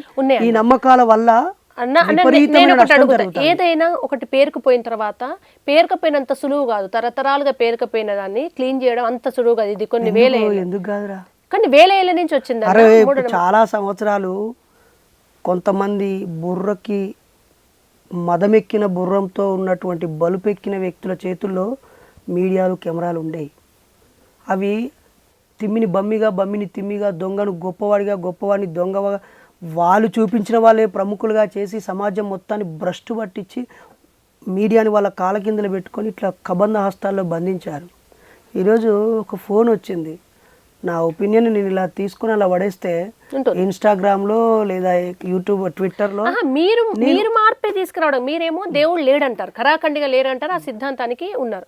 ఒక 60-70 ఇప్పుడు ఈ మధ్య కొత్తగా ఏమి అంటున్నానంటే, నేనెందుకు లేడా అనాలి, మీతో నాకెందుకు వెళ్ళి ఉంటే బాగుండు అంటున్నా. సరే, ఉంటే బాగుండో ఉన్నాడో లేడో అది పక్కన పెడదాం. కానీ సోకాల్డ్గా దేవుడు ఉన్నాడు అని నమ్మేవాళ్ళు ఒక 60 ఏళ్ల క్రితం ఇలా మీరు అన్నట్టు ఎవరికి దేవుడు దూలా, ఎవరికి దయ్యం పట్టినా వెంటనే మొక్కి అక్కడ గుడి. కానీ ఇప్పుడు అట్లా చేస్తే నమ్మేవాళ్ళే, నాస్తికులుగా నమ్మేవాళ్ళు కూడా క్రాస్ క్వశ్చన్ చేస్తున్నారు. నీకు నిజంగా దేవుడు దూలిందా, నువ్వు బిజినెస్ గిట్టే పెడదామని చూస్తున్నావా, దొంగ కథనా అనే అవేర్నెస్ వచ్చింది. ఇది ఎందుకంటే ఇప్పుడు మొన్న అఘోరి ఒక ఆవిడ వచ్చింది, వచ్చి చాలా పూజలు చేసింది, అన్ని యూట్యూబ్ ఛానల్లో అన్నిట్లో ఆవిడ గురించే వచ్చింది. మాకు ముందే ఆవిడ పబ్లిసిటీ అయిన రోజే మాకు తెలుసు, ఆవిడ కాదు అతను. అక్కడ మన మంచి బెల్లంపల్లి పక్కన నెన్నెల మండలం అక్కడ పక్కన కర్జీ కూడా వెళ్ళినా మేము. వాళ్ళ అమ్మ నాన్న వాళ్ళ ఫ్రెండ్సే మాకు ఫోన్ చేసిళ్ళు, అన్న ఇది కథ అని. అరే ఇప్పుడు మనము ఆమె ఉట్టిది అని అంటే ఆమె శూలం పట్టుకొని బట్టలు లేకుండా మన ఇంటి కూడా కత్తది పుర్రెలు పట్టుకొని. ఇక మన శత్రువులు సైనికులు ఉంటారు కదా, రెడీగా ఉంటారు. ఇక మా దేవీ దేవతలను అవమానించడం మళ్ళీ పెంటరా. 4 రోజులు పోతే అరిసి తిరిగి ఆమె రహస్యాలు, అతని రహస్యాలు ఎవరో ఒకరు తెలుస్తారు. అప్పటిదాకా కొంచెం సంయమనం పాటించండి అని చెప్పాం. మా గ్రూపులో దీని గురించి కామెంట్ చేయకండి. కొన్ని అసత్యం ఎంతకాలం ఊరేగుద్ది, సత్యం తెలిసేంతవరకు. ఇప్పుడు ఎన్నో ఛానళ్ళు మందు బాటిల గురించి, స్కానర్ల గురించి, వాళ్ళ వ్యవహారాల గురించి మొత్తం చెప్పారా. అందులోనే వాళ్ళలోనే ఇంకొక శాఖ వాళ్ళు అసలు ఇలా పబ్లిక్లోకి రాకూడమే తప్పు, ఇది మా ధర్మంలో లేదు, ఆవిడ మా ధర్మాన్ని తప్పు చేస్తుంది అని కూడా చెప్పారా. మరి అప్పటిదాకా నమ్మి గౌరవించి పూజించడం వల్ల తప్పని వాళ్ళు రియలైజ్ అవుతారా అన్న? ఎప్పుడైనా ఇప్పుడు ఒక మందుకు సైడ్ ఎఫెక్ట్ ఉంటుంది, మీరు వరుసగా పెయిన్ కిల్లర్ వేసుకుంటే కిడ్నీలు ఖరాబ్ అవుతాయి అంటారు. కానీ వేసుకునేదాకా వేసుకోవాలి, సైడ్ ఎఫెక్ట్ లేని ఉండదు. అట్లా ఒక మంచికైనా చెడుకైనా సైడ్ ఎఫెక్ట్ ఉంటే ఆ సైడ్ ఎఫెక్ట్ డామినేషన్ ఎక్కువైనప్పుడు ప్రాబ్లం అవుతుంది. మీరు ఒక మనిషి నమ్మిండు, ఆయన పని ఆయన చేసుకుంటున్నాడు అన్నప్పుడు నష్టం లేదు. కానీ ఇది బిజినెస్ అయినప్పుడు, దోచుకుంటున్నప్పుడు, పేదవాళ్ళు దోపిడీకి గురవుతున్నప్పుడు, మీరు అన్నట్టుగా మూఢనమ్మకాల పేరు మీద మీలాంటి వారు మరికొందరో లేకుంటే దేవుళ్ళని నమ్మే వాళ్ళే అక్కడ నుంచి ఉద్యమిస్తారు, వ్యతిరేకిస్తారు. అట్లా జరుగుతుంది కూడా ఇప్పుడు. అయితే ఇక్కడ దేవుళ్ళని నమ్మే వాళ్ళు అక్కడ వ్యతిరేకించడం దగ్గర ఆగిపోయి ఇంకొక అడుగు ముందుకు వేయటం లేరు, వాళ్ళకి స్కోప్ లేదు. అంటే నష్టం లేదు కదా అని, నష్టం లేనప్పుడు ఏంది అని. ఇప్పుడు నేను మీకు ఎవరికి ఉపయోగపడకుండా నా జేబులో ఉన్న 500 నోట్ల కట్టని నేను కాల్చి వేయొచ్చా? ఇంకా చూస్తుంటే మూరు కూడా మాకు సంబంధం ఏమనుకుంటాం, కాలుస్తున్నాడు, పైసలు ఎక్కువైనాయో లేకుంటే పిచ్చో అనుకుంటాం కదా. కానీ చట్టం ఏం చెప్తుంది, ఆ కరెన్సీ నీ చేతిలో ఉండడానికి నువ్వు వినియోగించుకునే హక్కే ఉంది తప్ప డబ్బులని కాల్చకూడదు. నా ప్రాణం నాకు నేను ఆత్మహత్య చేసుకోవచ్చా? చేసుకోవద్దు, ఆత్మహత్య నేరమే కదా. అలాగే డబ్బులు కాల్చడం కూడా నేరమే, డబ్బులు మిస్యూజ్ చేయడం కూడా నేరమే. మనం ఉమ్మడి చట్టాలు చాలా పెట్టుకున్నాం, ఉమ్మడి కర్తవ్యాలు బాధ్యతలు చాలా దేవుడిని నమ్మొచ్చిన చట్టాలు కూడా నమ్మద్దు మీరు ఖచ్చితంగా అనట్లేదు కదా. చట్ట ప్రకారం ఇబ్బంది కూడా లేదు, చట్ట ప్రకారం లేదు, వ్యక్తిగతంగా లేనప్పుడు, ఒకరికి నష్టం కలగనప్పుడు. ఇప్పుడు నేను సపోజ్ నా ఇంట్లో నేను నా 4 గోళ్ల మధ్య తలుపులు పెట్టుకుని ఓ దేవుని రూమ్లో పూజ చేసుకున్నా, బయటకు వచ్చినప్పుడు నా పని నేను యాంకరింగ్ చేసుకుంటున్నా, లేదా ఇంకేదో పాటలు రాస్తున్నా, ఏదో చేస్తున్నా, నష్టం లేదు. కానీ నేను బయటకు వచ్చి మా ఇంట్లో ఒక దేవత ఉంది, ఆకేది మొక్కుతుంది అవుతుంది, మీరు వచ్చి అక్కడ పైసలు పెట్టుండి అన్నప్పుడు స్టార్ట్ సమాజానికి ప్రాబ్లం. అలా అంటేనే కదా పలానా ఉత్తర ద్వారాన్ని పలానా రోజు మాత్రమే తెరుస్తాము, ఆ రోజు ఆ డోరు తెరిచిన క్షణంలో ఆ దివ్య రూపాన్ని చూస్తేనే మన జీవితం ధన్యం అనేటువంటి ఒక ప్రచారం చేయటం వల్ల మొన్న తిరుమల తిరుపతి దేవస్థాన ప్రాంతంలో ప్రాణాలే పోయినాయి కదా. ఒక మనిషి ఆరోగ్యంగా పీరియడ్ టైంలో ఉన్నప్పుడే లోపల రావద్దనే సంస్కారం నేర్పినప్పుడు మనిషి ప్రాణాలే పోయినాయి కదా అక్కడ. అన్న మీరు ఇప్పుడు అంటే హిందూ ధర్మానికి వస్తే చాలా ప్రాశస్త్యం పొంది అందరు అభిమానం పొందుతున్న గరికపాటి లాంటి వాళ్ళ ప్రవచనాల్లో మీరు ఫలానా రోజే గుడికి పోతే పాపం అంటే మీరు అత్యంత పాపం చేస్తేనే పోతారు, మీరు పాపాత్ములు అయితేనే పోతారు, మీరు పోకుండి ఆ నదిలో మునుగుతూనే పుణ్యం రాదు, ఆ గుడికి పోతేనే పుణ్యం రాదు అని చెప్తారు. చాలా లాజికల్గా, చాలా పద్ధతిగా ఏది పుణ్యం ఏది పాపం, ఎందుకు ఉడుకుతున్నారు, ఎక్కడికి పోతున్నారు, ఎక్కడెక్కడో లేవు, మీరు దయచేసి ప్రాణాలు ఓడగొట్టుకోకుండా కూడా చెప్తున్నారు కదా. అది అవేర్నెస్ క్రియేట్ చేస్తున్నారు. అది విన్నవాళ్ళు కూడా మొన్న అయినప్పుడు ఆ గరికపాటి గారు చెప్పారు, ఆ ఉత్తర ద్వార దర్శనం పోతేనే వస్తుందా పుణ్యం అనే అవేర్నెస్ని క్రియేట్ అయిన వాళ్ళు కూడా ఉన్నారు. ఇదంతా బిజినెసే. మీరు అన్నట్టు బిజినెస్ అనేది తప్పే, భక్తిని బిజినెస్ చేశారు, అది 100% తప్పు. ఇప్పుడు మక్కాకు పోతేనే పుణ్యము, జెరూసలేం పోతేనే పుణ్యము, లేకుంటే తిరుపతికో కాశీకో పోతేనే పుణ్యం, అంటే గుంపులు గుంపులుగా ఫలానా రోజే పోతే పుణ్యం, అక్కడ ఉంటేనే పుణ్యం, ఇదంతా తప్పని వాదించే వాళ్ళు, సాక్షాత్తు భగవంతుని నిత్యం పూజించే వాళ్ళు కూడా ఉన్నారు. దానికి నాస్తిక సంఘాలు, మూఢనమ్మకాల నిర్మూలన సంఘం కూడా వద్దు. రోజు దేవుడికి మొక్కేటాళ్ళు కూడా ఏం పిచ్చేది, అక్కడికి పోతూనే ఉన్నాడా, ఉన్న చోట కూర్చుంటే అయిపోతుంది కదా అనేవాళ్ళు ఉన్నారు. అట్లా కొంతమంది రమణ మహర్షిని ఫాలో అవుతారు, ఉన్న చోటే అరుణాచలం అనుకుంటారు, ఇంకెవరినో ఫాలో అవుతారు. అసలు ఏది ఫాలో కావు, నాకు నేనే దేవుడిని అనుకునే వాళ్ళు కూడా ఉంటారు. కర్మ సిద్ధాంతం, నేను చేసే పనే దేవుడు అంటారు. ఇన్ని సిద్ధాంతాలు ఉన్నాయి కదా. ప్రాబ్లం సమాజంలో ఈ బిజినెసా, వ్యక్తిగత నమ్మకాల? అంటే సమాజాన్ని మనం అర్థం చేసుకోవాలనుకున్నప్పుడు సమాజ అవసరాలు మనకు తెలిసి ఉండాలి, సమాజంలో ఉన్న వనరులపై మనకు ఒక అవగాహన ఉండాలి. అత్యంత విలువైంది మానవ వనరులు. ప్రకృతి వనరులు ఉన్నప్పటికీ నీరు అందరికీ అందుబాటులో ఉంది. కొన్ని చోట్ల పెట్రోల్ ఉంది, అది అమ్ముకుంటున్నారు వేరే దేశాలకి.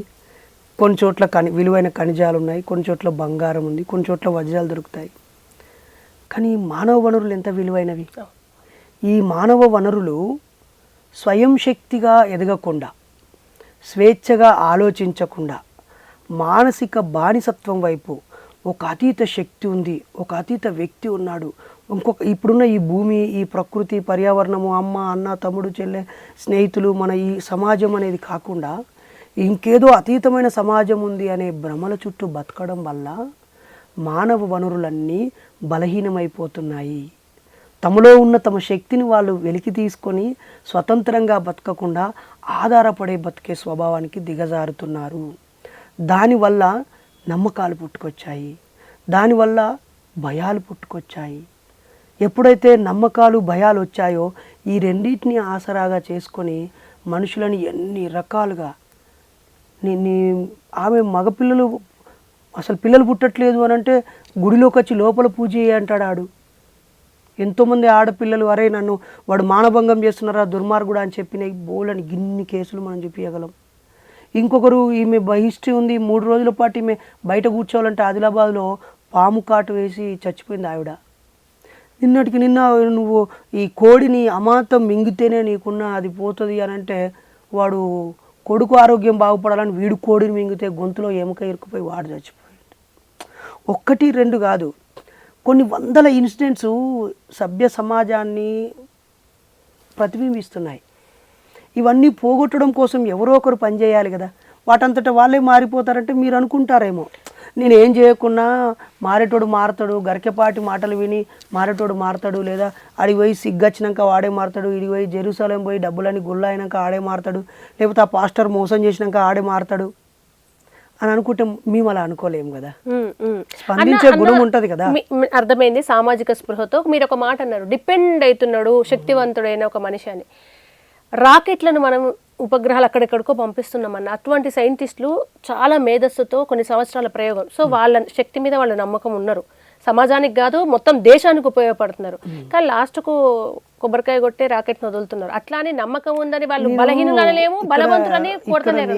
నేనేమంటానంటే మీ ఛానల్ ద్వారా ప్రజల్ని ఏమంటానంటే, ఓ ప్రియమైన ప్రజలారా, మా అన్న తమ్ముళ్ళారా, అక్క చెల్లెళ్ళారా, ఆ రాకెట్ పేరేంటో తెలుసుకోండి, ఆ రాకెట్ ఏ ఇంధనంతో నడుస్తుందో తెలుసుకోండి, ఆ రాకెట్ విషయ పరిజ్ఞానం తెలుసుకోండి, ఆ రాకెట్ ఏ లక్ష్యం కోసం అది పైకి పంపిస్తున్నారో ప్రయోగిస్తున్నారో తెలుసుకోండి, ఆ రాకెట్ ఉపయోగాల గురించి తెలుసుకోండి, ఖగోళం గురించి తెలుసుకోండి, ఆకాశం గురించి తెలుసుకోండి, అక్కడికి వెళ్ళే సైంటిస్టుల జీవితాల గురించి తెలుసుకోండి, అక్కడి పరిస్థితులను అధ్యయనం చేసుకోవడం తెలుసుకోండి తప్ప రాకెట్ పంపించే పర్పస్ గురించి పక్కన పెట్టి ఆ రాకెట్ మొక్కే మేధావే వచ్చి తిరుపతి గుళ్ళో పూజ చేసిండు, పలానా పక్కన ఉన్న దర్గాలో దండం పెట్టి నమాజ్ చేసిండు, పలానా చర్చికి, ఈ పనికిమాలిన విషయాల దగ్గర ఎందుకు ఆగిపోతారు మీరు? అతను మానసిక బలహీనుడు అయి ఉండొచ్చు, లేదా ఈ గుడి చర్చు మసీదుకు మేము వెళ్ళాలి, పాపం ఈ భక్తులందరూ ఈ రాకెట్ తయారీలో మాకు సేవ చేసిర్రు, ఒకరు చాయ్ పోసిన వాళ్ళు, ఒకరు కటింగ్ చేసిన వాళ్ళు, ఒకరు బట్టలు ఉతికిన వాళ్ళు, ఒకరు కార్ డ్రైవింగ్ చేసిన వాళ్ళు, మమ్మల్ని నమ్మిన వాళ్ళు, మాకు అన్నం పెట్టిన వాళ్ళు, టిఫిన్ పెట్టిన వాళ్ళు, మాకు అదందుకు అంటే అందుకున్న వాళ్ళు, దీనికి పెయింట్ వేసిన వాళ్ళు, అందరూ అన్ని నమ్మకస్తులు కలిస్తే మేము ఇది తయారు చేశాము. కాబట్టి వాళ్ళందరినీ మానసికంగా సాటిస్ఫై చేయడం కోసం ఈ మినియేచర్ని పట్టుకపోయి ఆడబెట్టి దండం పెడుతున్నామని వాళ్ళు చెప్తారు. మనిషి బలహీనుడు అవుతున్నాడు, దేవుడిని నమ్మి ఆయన అంత బలవంతుడు కదా, అది తయారు అయిపోనివ్వండి. సో వాళ్ళందరి నమ్మకాల కోసమో, లేకపోతే పై అధికారుల దగ్గర మెప్పు పొందడం కోసమో, లేదా పై నాయకత్వంలో ఉన్న వాళ్ళు భక్తితో ఉండి మీరు ఇలా చెయ్యాలి అని చెప్పే గైడెన్స్ ఇవ్వడమో, లేదా వీళ్ళకంటే ముందున్న వాళ్ళు విషయ పరిజ్ఞానంలో గొప్పవాళ్ళు అయినప్పటికీ ఒక పొరపాటు చేసే వ్యక్తి అయి ఉండవచ్చు. దానిని ఒక వారసత్వంగా ఒక సంప్రదాయంగా కొనసాగిస్తున్నారు. ఈ క్రమంలో ప్రజలందరూ వాళ్ళని ఇదేం పిచ్చి పని అన్నప్పుడు, లేదా అందులో ఎవరో ఒకరు మొండి వ్యక్తి వచ్చి ఇది చేసినా ఫెయిల్ అయింది, చేయకపోయినా ఫెయిల్ అయింది, చేసినా సక్సెస్ అయింది, చేయకుండా ప్రయోగించారు, ప్రపంచ దేశాల్లో ఇవేవి మొక్కకుండా ప్రయోగించే శాస్త్రవేత్తల రాకెట్లు సక్సెస్ అని ఒక వ్యక్తి అనుకరించడం ఆపేస్తే, ఒక వ్యక్తి గుడ్డిగా ముందు వాళ్ళని అనుకరించడం ఆపేస్తే కొత్తదనం వచ్చేస్తుంది కదా. ఎలన్ మాస్క్ ఇప్పుడు ప్రయోగిస్తున్నాడు అంటున్నాం, ఆయన ఎక్కడెక్కడికి పోయి ప్రార్థన చేసి నమాజ్ చేసి మన తిరుపతి వెంకన్నదో, లేకపోతే షిరిడి సాయి అన్నదో, లేకపోతే కొండగట్ట అంజన్నదో, లేకపోతే నరసింహస్వామిదో పట్టుకుపోయి ఎలన్ మాస్క్ పూజించిండ అంటే ఆయన గొప్ప అని నేను అనట్లేదు, మన దేశమే గొప్ప. వాళ్ళు పూజ చేసి ప్రారంభించిన యాజ్ ఏ ఇండియన్గా నేను ఇస్రోని గౌరవిస్తా. వాళ్ళు ఎంత సాధారణ వస్తువుల నుంచి అంతేకాదు అసలు ఆ ప్రయోగాల కోసం ఆ స్థలం ఇచ్చిన వాళ్ళని నేను గౌరవిస్తా.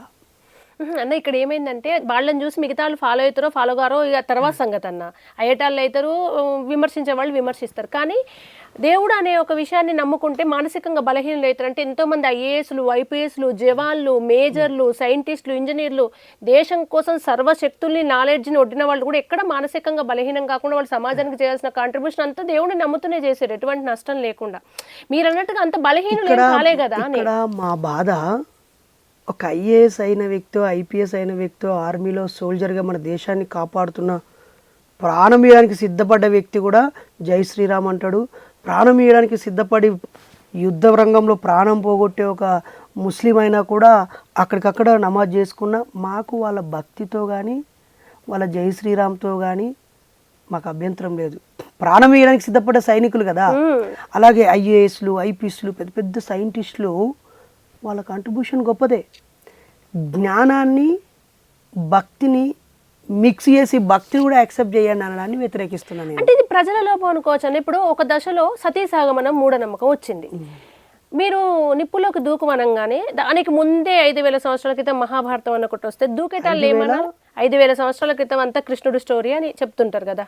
దయచేసి ఇప్పుడు నేను అడిగే క్వశ్చన్, ఎందుకంటే మీడియాలో 5000 అనగానే చూసే అమాయక ప్రజలు 5000 సంవత్సరాల క్రితం అది జరిగిందేమో అనుకుంటారు. సరే, ఇప్పుడు నేను చెప్పకుండా చాలా వాటిలలో నిక్షిప్తమై ఉంది 5000 సంవత్సరాల క్రితం అని. దీన్ని ఏమంటా అంటే దూకమన్నారు, కాదు దూకమన్నారు అన్న, సరే ఏదైనా దూకమన్నప్పుడు ఇది మూఢత్వం. హిందూ ధర్మం సతీసాగమన స్త్రీలను ఒక స్త్రీగా నేను చెప్తున్నా. అప్పుడు అవి ఏమనాలి? మీరు చెప్పిన మహాభారతంలో పాండురాజు చచ్చిపోతే కుంతిదేవి చచ్చిపోలే కదా సతీసాగమనం చేసి. సత్యవతి ఆమె విధవగా భర్త చనిపోతే మొత్తం మహాభారతాన్నే నడిపింది కదా. మరి వాళ్ళు మాకు సోకాళ్ళు వాళ్ళంతా ఇప్పుడు రాముని తండ్రి చనిపోతే ఆ ముగ్గురు తల్లులు సతీసాగమనం చేయలే కదా, మేము ఎందుకు చేయాలని ప్రశ్నించకుండా మూఢంగా దూకడం అనేది వాళ్ళ తప్పు. కానీ ఇక్కడ మూఢత్వం క్రియేట్ చేసింది ఎందుకు? దాని వెనక చాలా సోకాళ్ళు ఈ ప్రక్షిప్తాల వెనక పురుషాధిక్యం ఉండొచ్చు, స్వలాభాలు ఉండొచ్చు, బిజినెస్లు ఉండొచ్చు. కానీ క్లియర్గా ఇదే హిందూ ధర్మంలో కుంతిదేవి పాండురాజు చనిపోయిన తర్వాత ఉంది. సతీసాగమనం ఎందుకు చేయాలని క్వశ్చన్ చేయని ఆ ప్రజల తప్పు కదా. అంటే ప్రజల తప్పు అని నువ్వు అంటున్నావు. సారీ, మీరు అంటున్నావు. అన్నా నేను చెల్లెనే అన్నాను, ఎట్లన్నా నచ్చినాను. ఇక్కడ నీకు నంగేలి చరిత్ర తెలుసా? తెలియదన్న. అంటే వేటగాడు రాసిన పుస్తకాలు చదివావు కాబట్టి, వేటగాడు ఎలా వేటాడాడో రచించాడు, ముద్రించాడు కాబట్టి నువ్వు వేటగాడి కోణంలోనే ఆలోచిస్తూ ప్రశ్నించావు. అదే వేటాడబడ్డటువంటి దాని వైపు నుంచి ఆలోచిస్తే అప్పుడు తెలుస్తుంది. ఇప్పుడు మీరు పన్నులు కట్టారు కాబట్టి మీకు రొమ్ము పన్ను వేశాను అని రాజు అంటే సమాధానం ఏం చెప్తావు?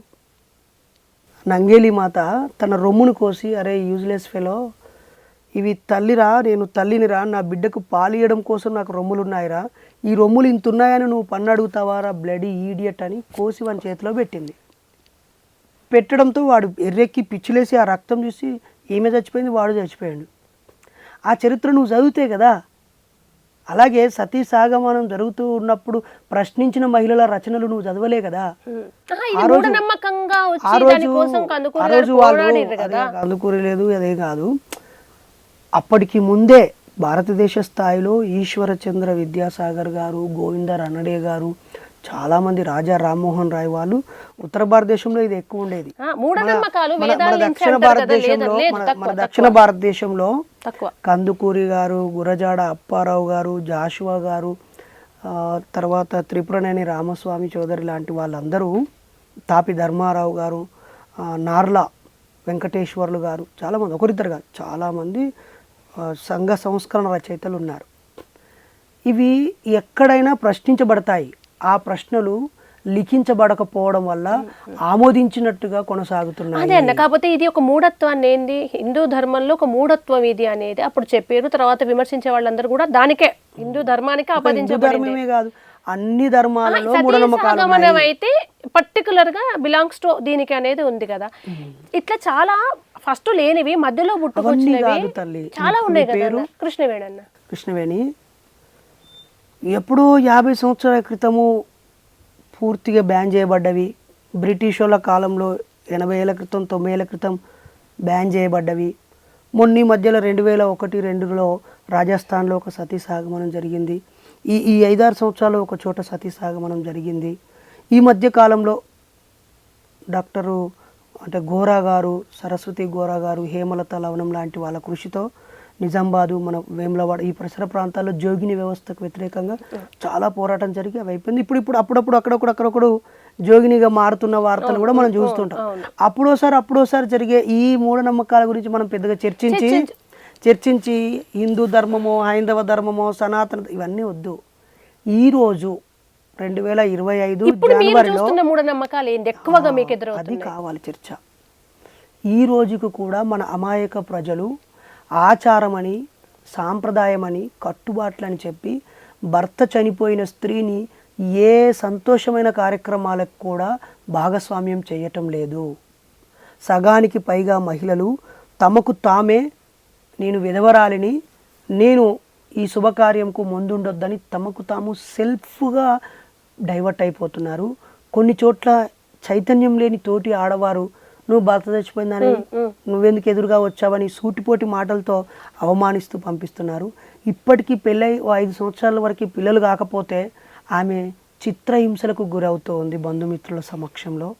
తర్వాత పిల్లలు పుట్టి చచ్చిపోయినా, పెళ్ళయ్యాక అత్తమామ చచ్చిపోయినా, తర్వాత ఈ మధ్య మనుషులు చచ్చిపోయినా కూడా ఇల్లు వదిలిపెట్టాలి అని చెప్పి, నా సొంత తమ్ముడు చనిపోయాడు మొన్న సిరిసిల్లలో, భార్యాభర్తలు ఇద్దరు, వాళ్ళకి 3 పిల్లలు. ఇప్పుడు వాళ్ళ సొంత ఇల్లుని 6 నెలల పాటు వదిలిపెట్టి ఉండాలని అక్కడున్న శాస్త్రాలు చెప్పాయంట. పురోహితుడు చెప్పాడంట.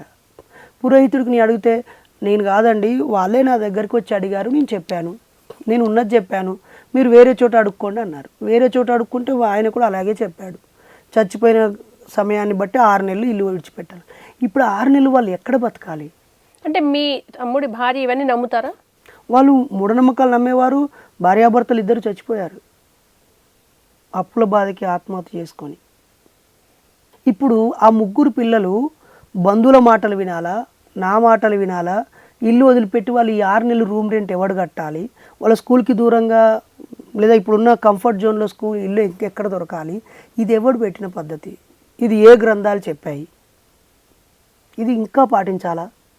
అలాగే మా చిన్నమ్మ ఒక ఆవిడ, మా చిన్నాన్న చనిపోతే పద్మ చిన్నమ్మ అని, మా బాబాయ్ చనిపోయాడు లక్ష్మీనారాయణ గారు. అందరి ముందు శవాన్ని అక్కడ కుర్చీలో కూర్చోబెట్టి, ఇంకొక కుర్చీలో మా చిన్నమ్మని కూర్చోబెట్టి, ముఖానికి పసుపు రాసి, బొట్లు పెట్టి, పూలు పెట్టి, గాజులు పగలగొట్టి వెధవరాలు చేసేటువంటి ఈ దిక్కుమాలిన పరిస్థితి ఎందుకు? ఎందుకు ఇది? ఇవి ఇవి ఇంకా కొనసాగట్లేవా? ఇవి వాళ్ళు నమ్మే వాళ్ళందరూ ఒక మతానికి చెందిన వాళ్ళే కదా. కొనసాగుతున్నాయి అన్న. ఇప్పటికీ జాతకాలు కలవదని ప్రేమికులను విడదీయడం ఏంటి? కులాలు వేరని మనుషులను చంపడం ఏంటి? ఒకే ధర్మం కదా, హిందూ దేవులే కదా వాళ్ళు. వీళ్ళు శ్రీరాముని భక్తులే, వాళ్ళు వేరే మతంలో కూడా ఉన్న మూఢనమ్మకాలు చెప్పుకున్నా మళ్ళీ ఒకటే అవుతుంది అటాక్. అప్పుడు మీ ప్లేస్ లో ముస్లిం యాంకర్, నా ప్లేస్ నా పక్కన వినే ఆడియన్స్ లో అందరు ఉంటారు కదా, వాళ్ళకు అవేర్నెస్ అవసరం. ఇప్పుడు ఒక ముస్లిం స్త్రీ వింటూ ఉంటే ఆమె ఎన్నో బాధలు కంపారిటివ్లీ హిందూ స్త్రీ కన్నా ఇంగ్లీష్. షూర్ మీరు చెప్పండి, నో ప్రాబ్లం. అంటే ఇక్కడ ఏమవుద్దంటే, మూఢనమ్మకాలు ఇప్పుడున్న సమాజంలో 100కి 99% ప్రస్తుతం ఉన్నవి పోవాలని కోరుకుంటున్నాను నేను. ఇప్పుడు ఈ చేతబడులు ఇవి కూడా ఎక్కువ కదన్నా, అంటే చేతబడులు జరుగుతున్నాయి, చంపుడు, పళ్ళు ఊడగొట్టుడు, ఇది ఖచ్చితమైన మూఢనమ్మకం సమాజంలో. అరే మొన్నటికి మొన్న నేను ద్వారకా తిరుమల 2వ తిరుమలగా భావిస్తారు ఏలూరు జిల్లాలో, ఒక ఆవిడని బాబాసాహెబ్ అంబేద్కర్ విగ్రహం ముందు పడుకోబెట్టి ఆమె పళ్ళని సుత్తితో కొడితే విరగట్లేవని పట్టుకారుతో పెకిలించి 4 పళ్ళు పీకేశారు.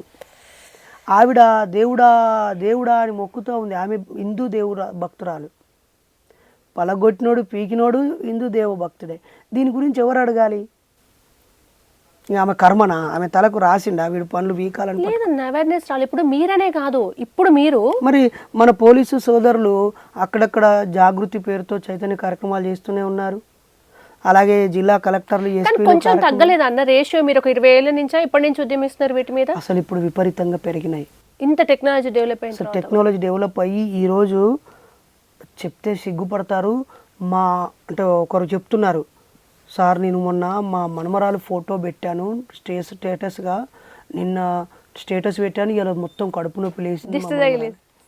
దిష్టి తగిలింది. ఇది ఊడనమ్మకమా కాదా చూడండి అన్న. ఇప్పుడు ఆ సెల్లులో ఉంటారు హీలింగ్ పవర్, అంటే కొత్త కొత్త టెక్నాలజీ వస్తుంటే టెక్నాలజీని ఎట్లా వాడుకోవచ్చు ఇందులో అనేది సక్సెస్ఫుల్గా అవుతున్నారు. విపరీతమైన మూఢనమ్మకాలు పెరిగాయి కృష్ణ. ఎంత దుర్మార్గంగా అంటే, టెక్నాలజీ వచ్చాక మనిషి జీవన ప్రమాణం పెరగాలి, ఆధునికత పెరగాలి, భక్తి నమ్మకాలు ఉంటే అవి కొంచెం పరిమితమై తనకు ధైర్యాన్ని ఇవ్వడానికో సంతోషాన్ని ఇవ్వడానికో బంధుమిత్రులందరూ కలిసి జరుపుకోవడానికో పరిమితం అవ్వాలి. అవి డామినేట్ చేయడము, నువ్వు ఇలా ఇది ప్రదర్శించకపోతే అసలు నువ్వు కావు, నీకు మట్టలు లేవు, నేను చంపేస్తాం, నీకు బొట్లు లేవు, నువ్వు వేరే మతస్థురాలువా అని కొట్టడం, లేకపోతే వేరే మతస్థులు అల్పసంఖ్యాకులు అయితే వాళ్ళ మీద దాడులు చేయడం, వీళ్ళ మీద దాడులు చేయడం. పొద్దున లేవగానే నువ్వు మీ ఇంట్లో పూజ జరగలేదు ఏంటి, నువ్వు ఇవాళ శనివారం నువ్వు ఇవాళ మీ ఇంట్లో పూజ జరగలేదు ఎందుకు అని ఇంట్లోకి వచ్చి అడిగే స్థాయిలో, ఇవాళ శుక్రవారం కదా మరి నువ్వు దేవుడికి పూజ చేసిన ఫోటో పెట్టు అని అడిగే స్థాయిలోకి వెళ్ళిపోయింది. ముస్లిం సోదరులు అయితే నువ్వు 1-2 రోజులు 2 సార్లు నమాజ్కు రాకపోతే నీ ఇంటికి వచ్చి అడుగుతాడు. మరి నువ్వు ఆకలికి చచ్చిపోతున్నావు అని మాత్రం అడగడు. నీ పిల్లల్ని చదువు మధ్యలో ఎందుకు ఆపేసినావు అని అడగడు. లేదా అరే 3-4 పిల్లలు కన్నారు, నువ్వు ఇంకెందుకు కంటున్నావు, ఆ తల్లి 4 సార్లు ఆపరేషన్ అయితే ఆమె ఆరోగ్యం ఎట్లా ఇద్దరు యూజ్లెస్ ఫెలో అని చెప్పడానికి రాడు. నీ పిల్లలు కాయ కష్టం చేసుకొని కష్టపడుతున్నావు, ఎలా బాగుపడాలని చెప్పడు. నువ్వు 3 సార్లు 2 సార్లు నమాజ్కు రాలేదు ఏందని అడుగుతాడు రాడు. ఆదివారం రోజు ఒక ఆదివారం మిస్ అయినావు అనుకో, నువ్వు చర్చికి వెళ్ళడం, తెల్లవారే నీ దగ్గరకు వస్తాడు, నువ్వు నీకు సైతాన్ పట్టింది అని నిన్ను ఒక సోషల్ డిస్క్రిమినేట్ చేసి ఒక రకమైన చిత్రహింసలకు గురి చేస్తారు. అట్లా మతాలు ఒక ఆదాయ వనరులుగా మారిపోయి ఉన్మాద స్థాయికి వెళ్ళిపోయినాయి. పిచ్చి పిచ్చి పద్ధతులు ఒక్కొక్కటి చూస్తే సిగ్గు అనిపిస్తున్నది. అడవి కాలంలో నివసించే ప్రజలు పాటించే దుర్మార్గాలని ఈ ఆధునిక కాలంలో ఇంకా పాటిస్తున్నారు. అన్న గెలీలియో లాంటి ఒక గొప్ప భౌతిక గణిత శాస్త్రవేత్త భూమి గుండ్రంగా ఉందంటే శిక్ష విధించిన మతాలు ఉన్నాయి. ఇప్పుడు ఈ 100 ఏళ్లలో చదువు ఎంత పెరిగిందో, టెక్నాలజీ ఎంత పెరిగిందో, మూఢత్వము, డామినేటింగు, వితండవాదం అంత పెరిగింది. కానీ ఒకప్పుడు భారతదేశంలో మంచి హెల్దీ ఒక అట్మాస్ఫియర్ ఉండదు. నా తప్ప నీ తప్ప దా తర్కించుకుందాం, కూర్చొని డిస్కస్ చేద్దాం, ఎవరిది గెలిస్తే వాళ్ళది పై చేయి. లేకుంటే రామానుజుల లాంటి వ్యక్తి ఎవరికి వినిపించద్దంటే గోపురం ఎక్కి మరీ అందరికీ నేను అందిస్తా మంత్రం అంటే ఆయన నీ దేవుడిగా పూజించిన దేశం. అంటే ప్రశ్నిస్తే చంపడం అనేది అంతకుముందు లేదు. ఒకప్పుడు ఇంత గొప్పగా వైభవంగా ఉన్నది మీరు అన్నట్టుగా వ్యక్తిగతము జ్ఞానానికి ఒక అరుగు మీద కూర్చొని ఒక పుస్తకం పట్టుకొని పలానా రోజు గ్రహణం వస్తుంది, పలానా రోజు అమావాస్య పౌర్ణమి అని చెప్తే పుస్తకంతో తెలిసేది. అంటే ఏదో సైన్స్ ఉంది, ఏవో లెక్కలు ఉన్నాయి. అందులో మంచి తీసుకోకుండా దాన్ని ఇప్పుడు ఒక గుడి ఉంటుందన్న గుడితో ప్రాబ్లం లేదు మీరు అన్నట్టుగా గుడి ముందర చుట్టూ జరిగే లొల్లంతా వ్యాపారంతో ప్రాబ్లం. అది కూడా లేదు మాకు. అని వాళ్ళ గుడి వాళ్ళు కట్టుకున్నారు, వాళ్ళ చుట్టంగా వాళ్ళు కొబ్బరికాయలు అమ్ముకుంటారు, బుక్క గుళాలు అమ్ముకుంటారు. అది కూడా మనకి ఎందుకు తల్లి, వాళ్ళు ఉల్లి మనకి ఎందుకు? ఇప్పుడు ఇక్కడ నా అభిప్రాయం ఏంటంటే నేను మీ మీడియా ముందుకు రావడానికి కారణం కూడా ఇదే. వాళ్ళ భక్తి వాళ్ళ ఇష్టం, వాళ్ళ దేవుడు వాళ్ళ ఇష్టం, వాళ్ళ నమ్మకాలు వాళ్ళ ఇష్టం. ఆ పేరుతో ఎవరైనా మోసపోయినప్పుడు బాధపడ్డప్పుడు మా దృష్టికి వస్తే మా ఆవేదన కక్కుకోవడమే తప్ప దేవుళ్ళతో మాకేం లొల్లి. అంటే కేవలం బయటకు వచ్చి కక్కుకోవడం కాకుండా గ్రౌండ్ లెవెల్లో కూడా మీరు అవేర్నెస్ ప్రోగ్రామ్స్ చేస్తున్నారు కదా. అంటే ఇప్పుడు ఉదాహరణకి నేను ఒక సందర్భంలో మాట్లాడాను. ఒక గుడిలో ఒక అయోష అనే అమ్మాయిని రేప్ చేసి చంపినప్పుడు మీ రాముడు ఏం చేశాడు? ఒక గర్భగుడి లోపల ఒక బీజేపీ నాయకుడు, ఒక ఏబీవీపీ నాయకుడు, ఒక ఆయన పూజారి కలిసి వారం రోజుల పాటు రేపు చేసి ఆమె నోట్లో గుడ్డలు కుక్కి చంపినప్పుడు, ఆమె మానంలో డీజిల్ ముంచినటువంటి గుడ్డలను పెట్టి కాల్చి చంపినప్పుడు మీ రాముడు ఎక్కడ ఉన్నాడు? రాముడు లేడు, తొక్కలేదు అని అన్నామనుకో, అది ఆవేదనతో ఆ సందర్భంలో అన్నట్ట, రాముడితో మాకేమైనా గొడవ ఉన్నట్ట? రాముడు అనే ఒక అవతారం రాసుకున్నారు, లేదా అవతారం దేవుడే నిజంగా వచ్చిండు, పుట్టిండు, ప్రజలకు సందేశం ఇచ్చిండు, ఆ అవతారం చాలించిండు. ఇప్పుడు ఇంకో అవతారంలోకి వెళ్ళిపోయింది కదా. ఈ పేరుతో ఎందుకు ఇట్లా చిత్రహింసలు చేయాలి? మొన్న ఒక కే రాములు అనే సారు హెడ్ మాస్టర్, 30 సంవత్సరాలు టీచరు, గురు దేవోభవ అనే కదా మన సంస్కృతి నేర్పించింది, ఆచార్య దేవోభవ అని అన్నది కదా. 3 రోజుల క్రితం చక్కగా చదువురాని పోరగాడు మాలేసుకుంటే, చదువురాని పోరాడు 3 రోజుల క్రితం మాలేసుకుంటే వాడు హోంవర్క్ ఎందుకు చేయలేరా అని గట్టిగా అడిగినందుకు వాడు వాంతో ఒక పెద్ద బ్యాచ్ వచ్చి 30 ఏళ్ళుగా టీచర్గా ఉన్న వ్యక్తిని ఆ 3 రోజుల క్రితం మాలేసిన కాళ్ళు మొక్కియచ్చున? పోనీ మొక్కిండు,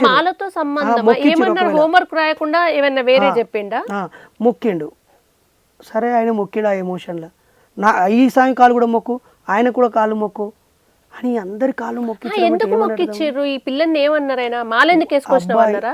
అది కూడా అనలేదు, అది కూడా హోంవర్క్ చక్కగా అయ్యారా అన్నాడు. కానీ దానికి ఎందుకు కాళ్ళు పట్టిపించారు? అంటే మతము బుర్రకెక్కినాక ఏ చిన్న పొరపాటును కూడా అంగీకరించదు. ఎంతోమంది అయ్యప్ప గురుస్వాములు ఏమని చెప్తున్నారు? అరే స్టూడెంట్కి ఎందుకు వేపిస్తున్నారా మీరు? వేపిస్తే ఇంటికి వచ్చాక పూజ చేసుకోమని, బడికి పోయినాక యూనిఫామ్లో పోమని చెప్తారు కదా. ఖానాపూర్ దగ్గర అయితే ఒక స్కూల్ మీద ధ్వంసం చేసి స్కూల్ మొత్తాన్ని. అంటే మాలలో అలో చేస్తలేరనా? కాదన్న, ఒకవేళ సరే ఇప్పుడు అంటే సెన్సిటివ్ చేసేసారు భక్తిని. ఒక స్థాయిలోకి అయిపోయినాక ఇరిటేషన్, పిచ్చి, పైత్యము, చెత్త చెదారం అన్ని మతాలకు. ఈవెన్ మా నాస్తికులకు కూడా నాస్తికత్వం చదివి చదివి చదివి ఇవన్నీ చూసి చూసి ఫ్రస్ట్రేషన్కి గురై ఒక్కోసారి ఓవర్ఫ్లో అవుతూనే ఉంటుంది. అవును, అతి సర్వత్ర వర్జేతది. ఎవరైనా అతి మతమా నాస్తికత్వమా, ఆస్తికత్వం ఎక్కువైతే కూడా పిచ్చే, నాస్తికత్వం ఎక్కువైనా పిచ్చే. ఏదైనా ఒక పరిధిలో ఉన్నాయి. ఇప్పుడు మిషనరీ స్కూల్స్లో బొట్టుతో అలో చేయరన్న, వాళ్ళే అలో పిల్లలు ఒప్పుకొని అది పెట్టినప్పుడు పోయినప్పుడు మనం మాల వేసుకున్నప్పుడు 40 రోజులు చదువుకుంటే అయిపోయి ఆ పిల్లల్ని అట్లా అలో చేస్తే అయిపోతుంది కదా అని ఒక చెయ్యాలి. మేము కూడా ఏమంటామంటే మాలలు వేసుకోవడం మీ ఇష్టం, ఆ విద్యా సంస్థతో మీరు వెళ్ళి ఒక పొలైట్ మేనర్లో మేము మా పిల్లోడికి మాల వేసుకుంటున్నాము మీరు అలో చేయండి అని చెప్తే ఏ టీచర్ కూడా కాదు అనరు. నిజమా కాదు? అంటే అప్పుడు ఇష్యూ అవుతుంది ఇక. వాళ్ళు హ్యాపీగా మాట్లాడుకొని పరిష్కరించుకోవాలంట. నేను ఉమ్, ఉమ్. వీళ్ళు వేసుకోవడం తప్పు అనట్లేదు, వాళ్ళ యూనిఫామ్ వాళ్ళ రూల్ ప్రకారంగానే వాళ్ళు రమ్మనడం వాళ్ళది తప్పు కాదు. కానీ ప్రతిదానికి ఒక ఒక మధ్య మార్గం ఉంటుంది కదా. మధ్య మార్గం ఉంది. మత పెద్దలు కానీ అటు ఆ డిఈఓ స్థాయో లేక విద్యాశాఖ అధికారులు, అరే ఈ సీజన్లో వీళ్ళు ఇది ఉంటారా బాబు, మీరు ఎగ్జామ్షన్ చేయండి అని అనుకోవచ్చు. మార్చుకోలేదా? ఉమ్, ఉమ్, భారత రాజ్యాంగం సుప్రీం కదా చట్టం, ఉమ్. దాన్ని 125 సార్లు మనకు అనుగుణంగా రకరకాలుగా మార్చుకున్నాం కదా. ఇదేం పెద్ద విషయాలే కావు. ఇవన్నీ కూర్చుండి చర్చించుకొని సామరస్యంగా పరిష్కరించుకుంటే ఏ లాభం లేదు. దీన్ని వైరల్ చేయాలి, దీన్ని హైలైట్ చేయాలి, పాపులర్ చేయాలి అని ఒక రకమైనటువంటి షాడిజంలోంచి పుట్టినాయి. అంటే మానవత్వం మనుగడకు మతాల ప్రమాదంగా మారే ఏ మత జాడ్యాలైనా సమాజానికి చీడపురుగులే. 100% అన్డౌటెడ్లీ మానవ మనుగడను అభివృద్ధి చేసే దిశగా ఉండాలి, లేదా మన పురోభివృద్ధికి ఏమైనా ఉపయోగపడేది. ఇప్పుడు అధర్వణ వేదంలో టెక్నాలజీ ఉంది, విమానాలు తయారు చేసేది ఉంటే తెచ్చుకొని వాటిని డీకోడ్ చేసుకొని యంత్రాలకు ఎట్లా ఉపయోగపడుతుంది అధర్వణ వేదం అని అన్నారు. అధర్వణ యంత్రాలు ఉంటే మీ ఛానల్ పేరు ఏం పేరు? మ్యాగ్నా టీవీ ద్వారా నేను వాళ్ళకి 2 చేతులు జోడించి ఒక రిక్వెస్ట్ చేద్దాం. అయ్యా, ఈ భారతదేశం 150 కోట్ల మందిలో ఎవరికైతే ఆ వేదం తెలిసిన వాళ్ళందరూ ఒక మంచి సమావేశం పెట్టుకోండి. గౌరవ మోడీ గారు 1000 కోట్లు 1,00,000 కోట్లు కేటాయించండి. 1000 కోట్లు 1,00,000 కోట్లు ఎందుకంటే ఇప్పుడు 13-14 లక్షల కోట్లు మనం దేశాన్ని రక్షించడానికి ఖర్చు పెడుతున్నాం కదా. దేశాన్ని రక్షించడానికి 13-14 లక్షల కోట్లు ఖర్చు పెడుతున్నాం మనం. మనం ఒక్క రాష్ట్ర బడ్జెట్ 5-6 లక్షల కోట్లు కదా. 1,00,000 కోట్లు ఖర్చు పెడదాం. 1,00,000 మంది ఉంటారు కావచ్చు ప్యూర్ అధర్వణ వేదం తెలిసిన వాళ్ళు, 4 వేదాలు తెలిసిన వాళ్ళు. అందులో నిజాయితీ పరులు కొంతమంది ఉంటారు కదా, మంచి వాళ్ళు ఉంటారు కదా. 100 సంవత్సరాలు 200 సంవత్సరాలు బతికిన సాధువులు కనిపిస్తున్నారు కదా ఈ మధ్య. అలాగే కదలకుండా ఏం తీసుకోకుండా 40 సంవత్సరాలు బతికిన వాళ్ళు కనిపిస్తున్నారు. భూమి లోపల దాక్కుని అలాగే ఉండిపోయిన వాళ్ళు, ఎన్నో వింతలు ప్రత్యేకతలు కలిగిన గొప్ప వాళ్ళు కనిపిస్తున్నారు. వీళ్ళందరికీ 1,00,000 కోట్లు ఖర్చు పెట్టి 5 ఏళ్ళలో 10 ఏళ్ళలో టైం కేటాయించి మీరు చెప్పిన ఆ విమానం టెక్నాలజీ ఆ గ్రంథంలోంచి తీస్తే ఎంత అద్భుతమైన లాభం జరుగుతుంది. అన్న మీరు ఇప్పుడు అన్న నిజంగా చాలా మంది అధర్వణ వేద పండితులకు చాలా సందర్భాల్లో చర్చలు కూడా వచ్చినాయి. కొంతమంది యూట్యూబ్లో కూడా పెట్టారు కరెక్ట్ గా డీకోడ్ చేస్తే. అంటే ఒకవేళ అది అయ్యాకన్నా ఫేక్ ఎప్పుడు అంటే ప్రూవ్ అయినప్పుడు మనం ఫేక్ అన్నా, మీరు అన్నట్టు ప్రూవ్ కానప్పుడు నమ్మకానికి హైపోథీసిస్ ఉంటాయి. రీసెర్చ్ మా పిహెచ్డిలో ఊహా పరికల్పనలు, ఫస్ట్ ఇది జరగవచ్చు అది జరగవచ్చు ఇలా ఉండొచ్చు అలా ఉండొచ్చు ఊహ ఉండాలి కదా. ఊహకు అందుతుందా పుష్పక విమానం? అంటే అప్పుడు మనం నమ్మనివన్నీ ఇప్పుడు సైన్స్ లో సాధ్యమవుతుంది. ఏదేని సాధ్యం అంటే ఇప్పుడు సరోగసి మహాభారతంలో పుట్టుక ఒక్కటన్నా అప్పుడు ఏమన్నా గిట్ల పుడతారా, కుండలో పుట్టుడేంది, అది 100 మందిని ఎక్కడో పెట్టుడేంది అంటే ఇప్పుడు టెస్ట్ బేబీ అవుతుంది కదా అన్న. మహాభారతంలో చూసి గిట్లెట్లా పుడతారు అనుకున్న వాళ్ళు ఇప్పుడు సైన్స్ ఒక్కొక్కటి అసలు తల్లి ఒక గర్భం సగం పిండం తీసుకుపోయి ఇంకో గర్భంలో పెట్టుడు, ఆ సగం తీసుకొచ్చి ఇందులో పెట్టుడు. దాన్ని అసలు కంపేర్ చేయడానికి నీకు మనసు ఎట్లా వచ్చింది చెల్లి? అంటే అవునన్న మహాభారతం మేము చదివినాం. మా చిన్నప్పుడే ఇదంతా లేకముందు కుండలో పిల్లలు ఎట్లా పుడతారు, కడుపులో ఉన్న పిల్లలు సగం పోయి ఎక్కడ పెడతారు. వీడియోని మళ్ళీ కట్ చేసి లేదు స్త్రీ ఇట్లా అన్నది అని చెప్పేసి అనరన్న నేను అట్లా అనుకున్న దాన్ని. ఇప్పుడు టెస్ట్ ట్యూబ్ బేబీలు సరోగసీలు ఒక తల్లి గర్భంలోంచి పిండాన్ని సగం వచ్చాక ఇంకో తల్లి గర్భం, ఓహో మహాభారతంలో ఇప్పుడు మనం అనుకున్న టెక్నాలజీ అప్పుడు ఉందేమో అని నాకు క్లారిటీ వచ్చింది. ఇప్పుడు అది తప్పంటారు అన్న, అవైతుంది. ఇప్పుడు మనం మీరు ఒకటే అన్న, అండ్ ఇంకొకటి ఇది చెప్పండి మాట తల్లి. ఒకవేళ మీరు మహాభారతంలో కుంతీదేవి కుండల్లో తన గర్భాన్ని పంచి కౌరవులను కన్నది సరోగసి పద్ధతిలోనే అని మీరు అనుకొని ఉంటే అది మీ అమాయకత్వమో లేకపోతే మీ నమ్మకం గానో గౌరవిస్తాను తప్ప నేనైతే నమ్మను. ఇప్పుడు అంటే సెల్ ఫోన్ ఉందన్న, యూట్యూబ్ ఉంది. ఇప్పుడు నేను ఏది మాట్లాడినా అది ఎటు తిప్పి కొంతమంది మాట్లాడడం కూడా వద్దన్న. ఇప్పుడు మనకు సెల్ ఉంది, అందరికీ తెలుస్తుంది అన్ని టెక్నాలజీ. ఒక 100 ఏళ్ల క్రితం సెల్లు లేదు, సైన్స్ లేదు, యంత్రాలు లేవు, ల్యాబులు లేవు. ఒక మామూలు తెల్లపంచ కట్టుకొని అరుగు మీద కూర్చున్న వ్యక్తి ఎప్పుడు ఏ గ్రహణం వస్తుందో, అది రేడియేషన్ ఎట్లా చూపిస్తుంది, రేడియేషన్ అనే పదాలంటే అర్థం కావు కనుక గర్భిణీ స్త్రీలు జాగ్రత్తగా ఉండి దాన్ని ప్రతిదానికి ఇంత పొడుగు సైడ్ ఎఫెక్ట్ ఉంటుంది. అది ఎక్కువైపోయి తలుపులు పెట్టుండి బయటికి రాకుండా తిండి తినకుండా అన్నారు, డైజెషన్ సిస్టమ్ ప్రాబ్లం ఉంటుంది అరగదు అని. ఇంత సైంటిఫిక్ విషయాలు ఒక పుస్తకంలో చూసి ఎట్లా చెప్పగలేరు ఖగోళానివి? ఈ క్రమంలో ఎవరిని టీచర్ని అడగలేకపోయారా ఈ ప్రశ్న? చాలా మందిని అడిగినా అందరూ వితండ సమాధానాలు నాకు సాటిస్ఫైడ్ సమాధానం రాలే. మీ నుంచి వస్తుందేమో నాకు ఆశ. మన కెమెరా ముందు కాకుండా చక్కగా మీకు వివరించడానికి సిద్ధంగా ఉన్నాను నేను. ఎందుకంటే మీలాంటి అంటే లక్షల మంది ముందు మాట్లాడే అవకాశం ఉన్న మీలాంటి వాళ్ళ క్లారిటీ రావడం చాలా అవసరం. ఎందుకంటే నేను కెమెరా ముందు చెప్తే దీన్ని మళ్ళీ వక్రీకరించో ఎగతాళి చేసినట్టుగానో ఇప్పటికే ఎప్పుడూ 5-6 ఏళ్ల క్రితము సందర్భానుసారంగా జరిగిన బాధలని ఇబ్బందులని ముడిపెడుతూ వివరించిన విషయాలని కట్ చేసి నా ఫోన్ నంబర్ ఇచ్చి విపరీతంగా ఇప్పుడు మీరు చూసారో లేదో ఇప్పుడు నేను మీతో మాట్లాడుతున్న ఈ సమయంలో 76 మిస్డ్ కాల్స్ వచ్చాయి. అన్నోన్ నంబర్లే అన్నీ. ఇంకా కాసేపు అయితే ఇప్పుడు నేను ఫ్లైట్ మోడ్ తీసేసాను ఎన్ని మిస్డ్ కాల్స్ ఉంటాయో మీరే చూడొచ్చు ఈ సెకండ్ నుంచే. ఇంకా కుదురుకోలే అన్న సమస్య అంటే వాళ్ళు ఆలోచించరు ఇది ఏ సందర్భంలో అన్నాడు, ఈ పూర్తి వీడియో ఏంటి, దీనికి అతను చెప్పిన కారణం ఏంటి అని క్రాస్ చెక్ చేసుకోక ఇక ఎవరో ఒకరు ప్రేరేపిస్తారు కదా. చాలా సార్లు ఇచ్చినా అయినారు. అలాగే ఇప్పుడు మీరు నన్ను అడిగిన ప్రశ్న ఏంటి, ఒక గ్రంథంలో చూసి పలానా తేదీన పలా గ్రహణాలు ఎలా వస్తాయి అని చెప్పాడు అన్నావు. ఈ పుస్తకంలో చూశాడు అన్నావు కదా, పుస్తకం ఎప్పుడు వచ్చింది?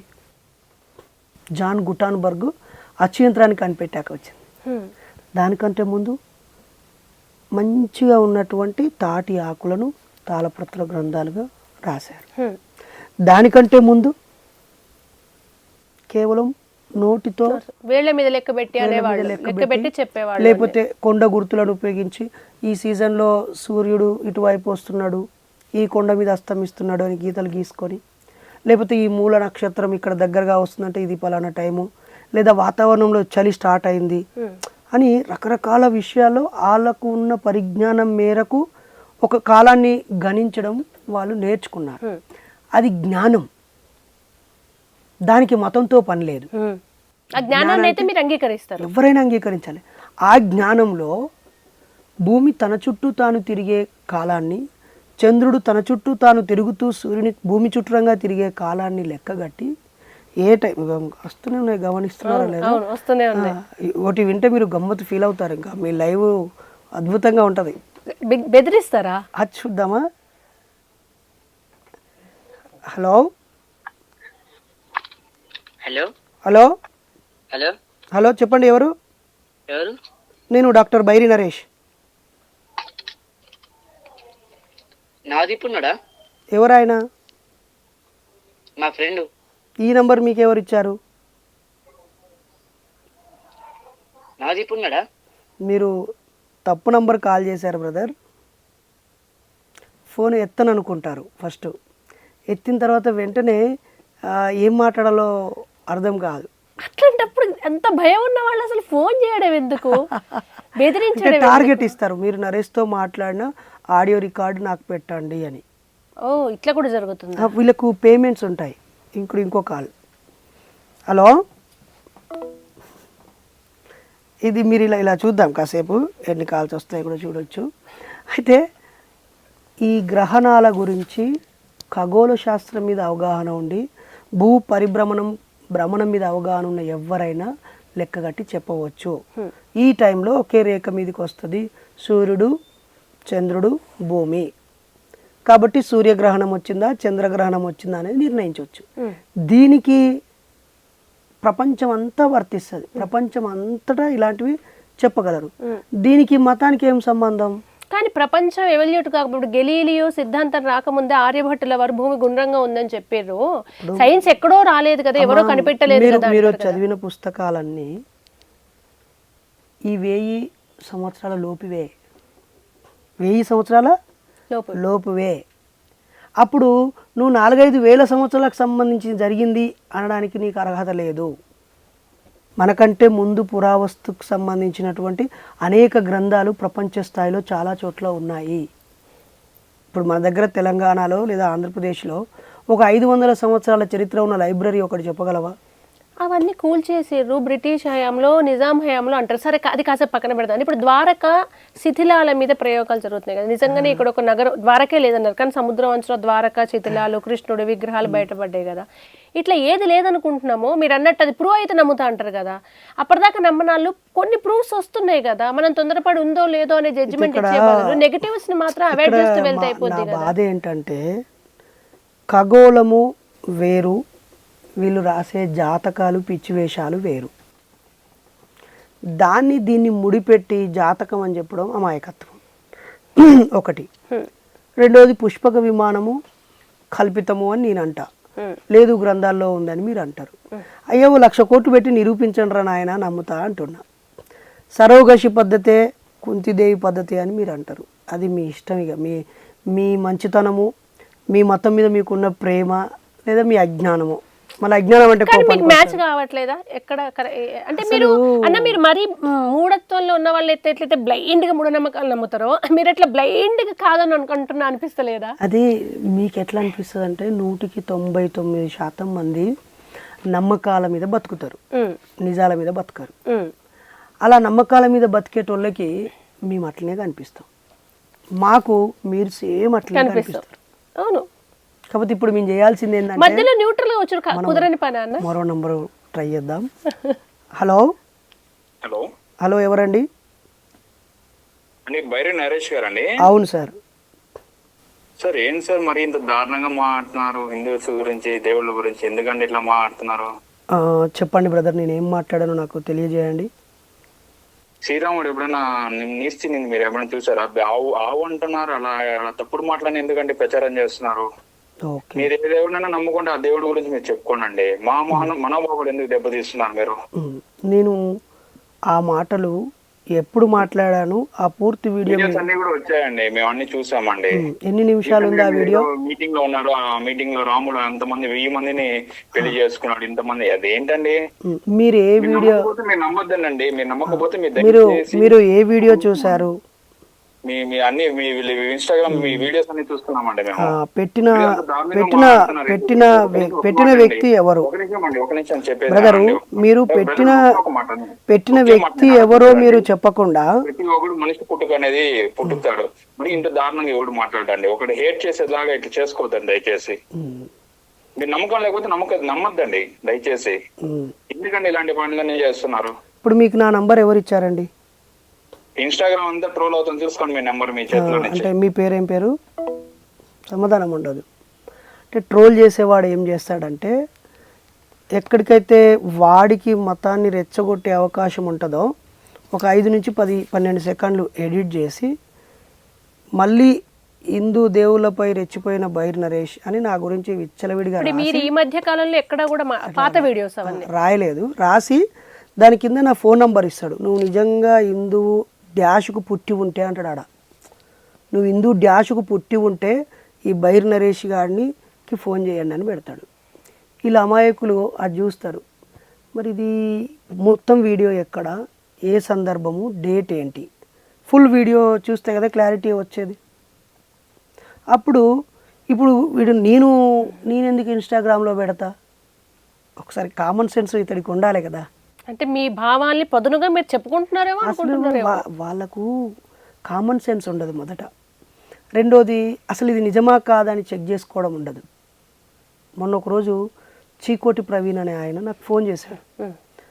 నరేష్, నీ గురించి ట్రోల్ అవుతూ ఒక వీడియో వచ్చింది నా దగ్గరికి, ఈ మధ్య ఎప్పుడైనా రాముడి గురించి మాట్లాడావా అని అడిగారు. నేను నంబర్ ఫీడ్ అయ్యలేదు కాబట్టి మీరు ఎవరు అన్నా. నేను చీకోటి ప్రవీణ్ని అన్నాను. చెప్పండి బ్రదర్, నేనైతే ఒక 2 years నుంచి నా మెడకి ఎర్ర బ్యాగ్ ఉంది, ఆ వీడియోలో నాకు బ్యాగ్ ఉందా అని అడిగాను. లేదు, ఏదో వెనకాల ఏదో బ్యానర్ ఉంది, మాస్కులు ఉన్నాయి అన్నాడు. మాస్కులు ఏ కాలంలో పెట్టుకున్నారు అంటే కరోనా కాలంలో. అంటే అది పాతదా కొత్తదా మీరు కొంచెం పరిశీలిస్తే తెలిసేది కదా బ్రదర్ అన్న. ఎక్కడ ఉన్నారు అన్నాడు. ఇక్కడే జూబ్లీ హిల్స్ దగ్గర ఉన్నానంటే, నేను ఇక్కడే ఉన్నాను, ఒకసారి కలవగలవా అన్నాడు. నేనేం నేరం చేసిన? నాకు ఇంకొక 2 hours ఇక్కడ ఒక పని ఉంది, అది అయిపోయాక నేను ఫ్రీగానే ఉంటానంటే, రండి బ్రదర్ మీరు అనుకున్నట్టు అని అనగానే నేను వెళ్ళాను. చక్కటి స్నాక్స్ ఇచ్చాడు, టీ ఇచ్చాడు, వాటర్ ఇచ్చాడు. నరేష్ గారు మీ విషయాలు చాలా బాగుంటాయి, కాస్త మీరు దేవుళ్ళ గురించి అన్నప్పుడు మాకు కూడా బాధ అనిపిస్తుంది, మీరు చాలా నాలెడ్జ్ పర్సన్, దయచేసి మీరు మూఢనమ్మకాల మీద పనిచేయండి, మేము కూడా మీతో కలిసి వస్తాము అని చెప్పాడు. నిజంగా చదువుకున్న వాళ్ళు ఎవరైనా మీరు మూఢనమ్మకాల మీద అవేర్నెస్, ఎందుకంటే మేము ఉన్నాం. ఇప్పుడు నేను గుడికి పోతా కానీ ఆ గుడికి పోకుంటే నీ పని అవుతే అంటే కదా నాకైనా కోపం వస్తుంది. అరే నేను వస్తా, మంచి జరుగుతుంటే రాకుంటే ఏదో జరుగుతుంది అనడం భయపెట్టడం. ఇప్పుడు ఇక్కడ ఇతను నా ఫోన్ నంబర్ నేనే పెట్టి దేవుళ్ళ గురించి నేను తిట్టి ఇన్స్టాగ్రామ్లో పెడుతున్నా, ఇతనికి కామన్ సెన్స్ ఉండాలి కదా. ఎక్కడైనా నా ఫోన్ నంబర్ పెట్టి అరే నన్ను తిట్టాను రా అని అంటాను. సందర్భం ఏంటంటే రాముడు కృష్ణుడు రహస్యాలు అనే పుస్తకం మీద నేను ప్రసంగించాను. ప్రసంగించినప్పుడు నా దగ్గర పుస్తకం కూడా ఉంది. ఏ గ్రంథంలో ఏ పేజీలో ఎప్పుడు రాసి ఉందో బాబాసాహెబ్ కోడ్ చేస్తూ రాశాడు. ఇదిగో ఈ ప్రశ్నకు మీ దగ్గర సమాధానం ఉందా, ఇది నిజమా కాదా ఈ పుస్తకము అని నేను ప్రశ్నించాను. ప్రశ్నించినప్పుడు దాన్ని ఎడిట్ చేసి పెడతారు. ఇప్పుడు గర్కపాటి గారో చాగంటి గారో మాట్లాడుతూ అరే రాముడు అనే ఆయన క్షత్రియుడు, రాజు, యుద్ధం చెయ్యాలి, మంచిగా బలంగా ఉండాలంటే పౌష్టికాహారం తీసుకుంటాడు, అన్ని రకాల మాంసాలు తీసుకుంటాడు, ఆయన మనలాగా పప్పుచారు తింటాడా అని ఆయనే మాట్లాడారు. ఇప్పుడు ఆయన మీద కూడా విమర్శలు ఉన్నాయండి వస్తాయి. అంటే ఇప్పుడు ఇతను మాట్లాడిన అతను, ఇప్పుడు నేను ఇటు తిప్పి పెట్టాను కాబట్టి ఇప్పుడు ఈ నిమిషంలో మళ్ళీ 3 మిస్డ్ కాల్ వచ్చాయి. ఒక రోజులో కనీసం 500 నుంచి 1000 ఫోన్ కాల్స్ వస్తాయి నాకు. అయినా ప్రతి ఫోన్ లిఫ్ట్ చేస్తాను నేను. అంటే నిజమైన భక్తులు కూడా కాదు, ఆధ్యాత్మికత ఉన్న వాళ్ళు జ్ఞానం వైపు పయనిస్తారు. భక్తి ధైర్యాన్ని ఇవ్వాలి, భయాన్ని ఇవ్వద్దు. మీరు ఏం చేస్తున్నారు, భయాన్ని ఇచ్చే వాటిని విమర్శిస్తున్నారు. కాకపోతే మీరు ఎప్పుడో 2-3 years బ్యాక్ తప్ప పరుష పదజాలం 2-3 years బ్యాక్ అయినా, ఒకవేళ 5 years బ్యాక్ అయినా అందులో కనిపించే ఫేస్ నాదే, వినిపించే గొంతు నాదే, నేనే వాటికి కట్టుబడి ఉన్నారు. కానీ పరుష పదజాలాన్ని ఇప్పుడు తగ్గించుకున్నారు మీరు. ఇప్పుడు చెల్లెమ్మ, నువ్వు స్కూటీ మీద వెళ్తున్నావు, నీకు అనుకోకుండా నీ స్కూటీ కొత్తగా ఉంది, నేను వెనక నుంచి డాష్ ఇచ్చాను, పగిలిపోయింది, చూసుకోవద్దా అంటావా? ఎరా బుద్ధి లేదరా యూజ్లెస్ ఫెలో అంటావా అనవా? చెప్పు. అప్పుడు నేను అమ్మ అనుకోకుండా అప్పుడు కుక్క అడ్డం వచ్చింది తల్లి, నేను గత్యంతరం లేకిటన్నాను, సారీ నీకు కొత్తదైనా కొనిస్తాను, రిపేర్ చేస్తాను, దీనికి ఒక పరిష్కారం ఉంటుందా? ఉంటుంది. అంతేగాని నరేష్ అన్న గారు మీరు నాకు మెల్లగా గుద్దాల్సింది అంటావా? అంటే నీకు గాయమైనప్పుడు ఉన్న పెయిన్ ఆ గాయమైనప్పుడు ఎదురు గాయపడి ఇద్దరు విచక్షణ కోల్పోతున్నారు కదండి. ఏదో ఒక దగ్గర నుంచి సుతలాయించుకుంటేనే కదా పరిస్థితి. ఒక గుడిలో ఒక అమ్మాయి రేప్ చేసి అన్నప్పుడు నేను అడిగాను, ఒక మత పెద్ద మాట్లాడుతూ ఆడవాళ్ళు వేసుకునే బట్టల కారణంగానే వాళ్ళ మీద అత్యాచారం జరుగుతుందని ఒక దుర్మార్గమైన ప్రముఖుడు అన్నాడు. ఎంతమంది విమర్శించారన్న స్త్రీలు బయటకు వచ్చి? అప్పుడు నేనేమన్నానంటే, అయ్యా మీ తప్పుగా అనుకోవద్దు, మీ గ్రంథాల ప్రకారం లేదా మీ గుడి ఆలయాలు వెళ్ళి చూడండి, ఏ దేవతలు పంజాబ్ డ్రెస్సులు వేసుకున్నారు, ఏ దేవతలు చక్కగా ఒళ్ళంతా కనపడకుండా చీరలు కట్టుకున్నారు, మీరు చూసి రండి. మీరే విమర్శించాల్సిన అవసరం లేదు, స్త్రీలు ఎంతో మంది బయటకు వచ్చి విమర్శించారు ఆ రోజు. ఎట్లా మాట్లాడతారు? నేను ఈ ప్రశ్న అడిగాను, ఏం మిస్టర్ నువ్వు పెద్ద స్థాయిలో ఉన్న వ్యక్తి అట్లా అంటున్నావు, ఏదైనా దేవి దేవతల దగ్గరికి నువ్వు వెళ్ళు, వాళ్ళ వస్త్రాలు నువ్వు గమనించు, తప్పుగా అనుకోకు, వస్త్రాలు గమనించు, వాళ్ళు వేసుకున్నారా, లంగాలు జాకెట్లు వేసుకున్నారా అని నేను గట్టిగా అడిగాను. ఎప్పుడు 8 సంవత్సరాల క్రితం. ఇప్పుడు దాన్ని ఒకడు ఎడిట్ చేసి, అంటే ఇన్స్టాగ్రామ్లో రీల్ చేయాలి, ఫేస్బుక్ యూట్యూబ్లో నేను వైరల్ అవ్వాలి, బైరి నరేష్ను తిడుతూ అవమానిస్తూ ఒక వీడియో పెడితే బైరి నరేష్ భావాలతో వ్యతిరేకించే వాళ్ళందరికీ నేను హీరో అవుతా, నాకు సబ్స్క్రైబర్లు వ్యూస్ పెరుగుతాయని నా ఫోటో పెట్టి ఆ 5-10 సెకండ్ల వీడియో పెట్టి కింద నా ఫోన్ నెంబర్ పెట్టి వాడు వీడియో పడేస్తాడు. ఇది చూసే అమాయక నా అన్న తమ్ములు అక్క చెల్లెళ్ళు ఆవేశపడి నువ్వు ఇంకా మళ్ళీ పడి టైటిల్ ఏం పెడతాడు, మళ్ళీ విరుచుకుపడిన బైరి నరేష్ దేవతలపై మళ్ళీ అవమానకరంగా, మళ్ళీ అంటే ఏమన్నట్టు అంటే ఒక పాపులర్ పర్సన్ అయ్యాడు కాబట్టి అతన్ని ట్రోల్ చేయాలి అనే ఉద్దేశంతో కుట్రపూరితంగా చేస్తున్నారు. కాదన్న, ఇప్పుడు ఆయన విమర్శించినప్పుడు చాలా మంది స్త్రీలు బయటకు వచ్చి అడిగారు, వృద్ధులు ఒక 80 ఏళ్ల స్త్రీ ఏం వేసుకుందని రేపు జరిగింది, 6 ఏళ్ల అమ్మాయి వరంగల్లో ఆ అమ్మాయిని ఇబ్బంది పెట్టిన వ్యక్తికి ఉరి శిక్ష పడాలని చేసిన పోరాటంలో మేము పాల్గొని, సరే ఉరి శిక్ష పరిష్కారం కాదు, ఇలాంటి పునరావృతం కాకుండా ప్రభుత్వం చర్యలు తీసుకోవాలి అని చాలా విషయాలు మేము మాట్లాడాం. ఇప్పుడు అట్లా విమర్శించారు అన్న, మీతో ఎందుకు అవుతుంది తెలుసా అన్న, మీరు ఇట్లా లేకుండా పోయి గుడి దగ్గర అవుతారు, మళ్ళీ అక్కడ వస్తుంది పంచాయతీలన్నీ ఎక్కడ జరుగుతాయి, గుడి దగ్గరనే. తర్వాత ఊరంతా కలిసేది ఎక్కడ? పోనీ మీ బంధువులందరూ ఎప్పుడు వస్తారు ఒక కాడికి? అవును, దేవుడు చేసుకున్నప్పుడు వస్తారు. అసలు మన బతుకులో ప్రతి సందర్భంలో గుడి ఉంటుంది, దేవుడు ఉంటుంది. అదే బలమైంది, అదే బలహీనత అయింది, అదే ఇప్పుడు బాధ పెట్టిస్తుంది. మీరు వెల్ ఎడ్యుకేటెడ్ అన్న, అన్డౌటెడ్లీ. సో మీ విమర్శలు దేవుళ్ళని నమ్ముతూనే మూఢత్వాలకు భయపడుతున్న వాళ్ళను భయం వద్దు, అనే వైపుగా అవేర్నెస్ తీసుకోవాలి. అట్లా వేసుకోవాలంటే ఫస్ట్ అలర్ట్గా మీరు చెప్పేది వినాలంటే మీరు ముందు వాళ్ళని తిట్టకుండా ఉండాలి. సో మీరు మీరు నాతో దాదాపు గంట పైగా ఉన్నారు. అవునన్నా. నాకు మిమ్మల్ని తిట్టే అవసరం ఎందుకు వస్తుంది? నేను ఒక మతానికి వంతపాడినప్పుడు మీరు పరాయి మతస్థులని చూస్తా కావచ్చు, లేకపోతే నేను ఒకటి ఆశిస్తున్నప్పుడు మీ దగ్గర నంగనాచి దొంగ ముచ్చట్లు చెప్పి ఫైనల్గా నాకు ఏది కావాలో అది మీ నుంచి నేను తీసుకోవచ్చు. నేను ఎవరి నుంచి ఏది కోరుకోవట్లేదు కదా, దేవుడు లేడనే క్లారిటీతో ఉన్నా, ఇప్పుడు ఈ కులాలు మతాలు వద్దు అనే క్లారిటీతో. మీరేమో ఇంత భయంకరమైన పరిస్థితులను ఎదుర్కొంటూ ఇంత హెరాస్మెంట్ గురవుతూ ఈ పని చేస్తున్నారు. కానీ అన్ని మతాల్లోనూ చదువుకున్న వాళ్ళు, భగవంతుని నమ్మేవాళ్ళు ఈ మూఢత్వాన్ని నమ్మకండి, భయపడకండి, ఎక్కడికో పోతేనే దేవుడు లేడు అని చెప్తున్న వాళ్ళు వాళ్ళకు నచ్చినట్టుగా చెప్తున్నారు. ఇక్కడ విధానం చెప్తున్న విషయం ఒకటే, చెప్తున్న విధానంలో తేడా ఉంది. పైగా మీకు ఒక మార్క్ ఉంది, బైనరీ రిలేషన్ అనగానే తిడతాడు ఇప్పుడు ఇంకా దేవుడు అనేది ఒకటి ఫిక్స్ అయిపోతున్నారు. నేను మిమ్మల్ని అడుగుతా, మీ ద్వారా మన ఛానల్ వాళ్ళ వ్యూవర్స్ని అడుగుతా, ఎప్పుడైనా మీరు స్వయం విమర్శ చేసుకొని బైరి నరేష్ దేవుళ్ళను ఏమని తిట్టాడు క్వశ్చన్ వినబడిందా? మీరే అడగండి మీ ఛానల్ ద్వారా, ఏమని తిట్టాడు కింద కామెంట్ రాయమనండి. ఇది కూడా ఒక అంశమే కదా ప్రజా చైతన్యానికి. బైరి నరేష్ దేవుళ్ళను ప్రశ్నించాడా, ప్రజలని ఆలోచించమన్నాడా, దేవుళ్ళను తిట్టాడా? తిట్టడం అంటే మన చుట్టూ వందల పదాలు తిట్లు వింటాం కదా, ఆ పదాల్లో ఏ పదమైనా బైరి నరేష్ ఉపయోగించాడా? క్వశ్చన్ బాగుందా? బాగుంది, చాలా బాగుంది. యాజ్ యూజువల్ నేను ప్రజలందరినీ కోరుతున్నా అంతే. ఇక్కడ ఇది మన దేశం, అన్ని దేశాలు సోకాళ్ళు ఇప్పుడు వాటికన్నా ముందే జ్ఞానవంతమైన దేశం. ఒక ప్రశ్నకు సహేతుకమైన సంస్కారవంతమైన ప్రశ్నలే రావాలి, వాటికి సహేతుకమైన సమాధానాలతో ఒక గొప్ప జ్ఞానాన్ని తర్కించే ఒక సిచ్యువేషన్ ఏర్పడాలనేదే మా కోరిక.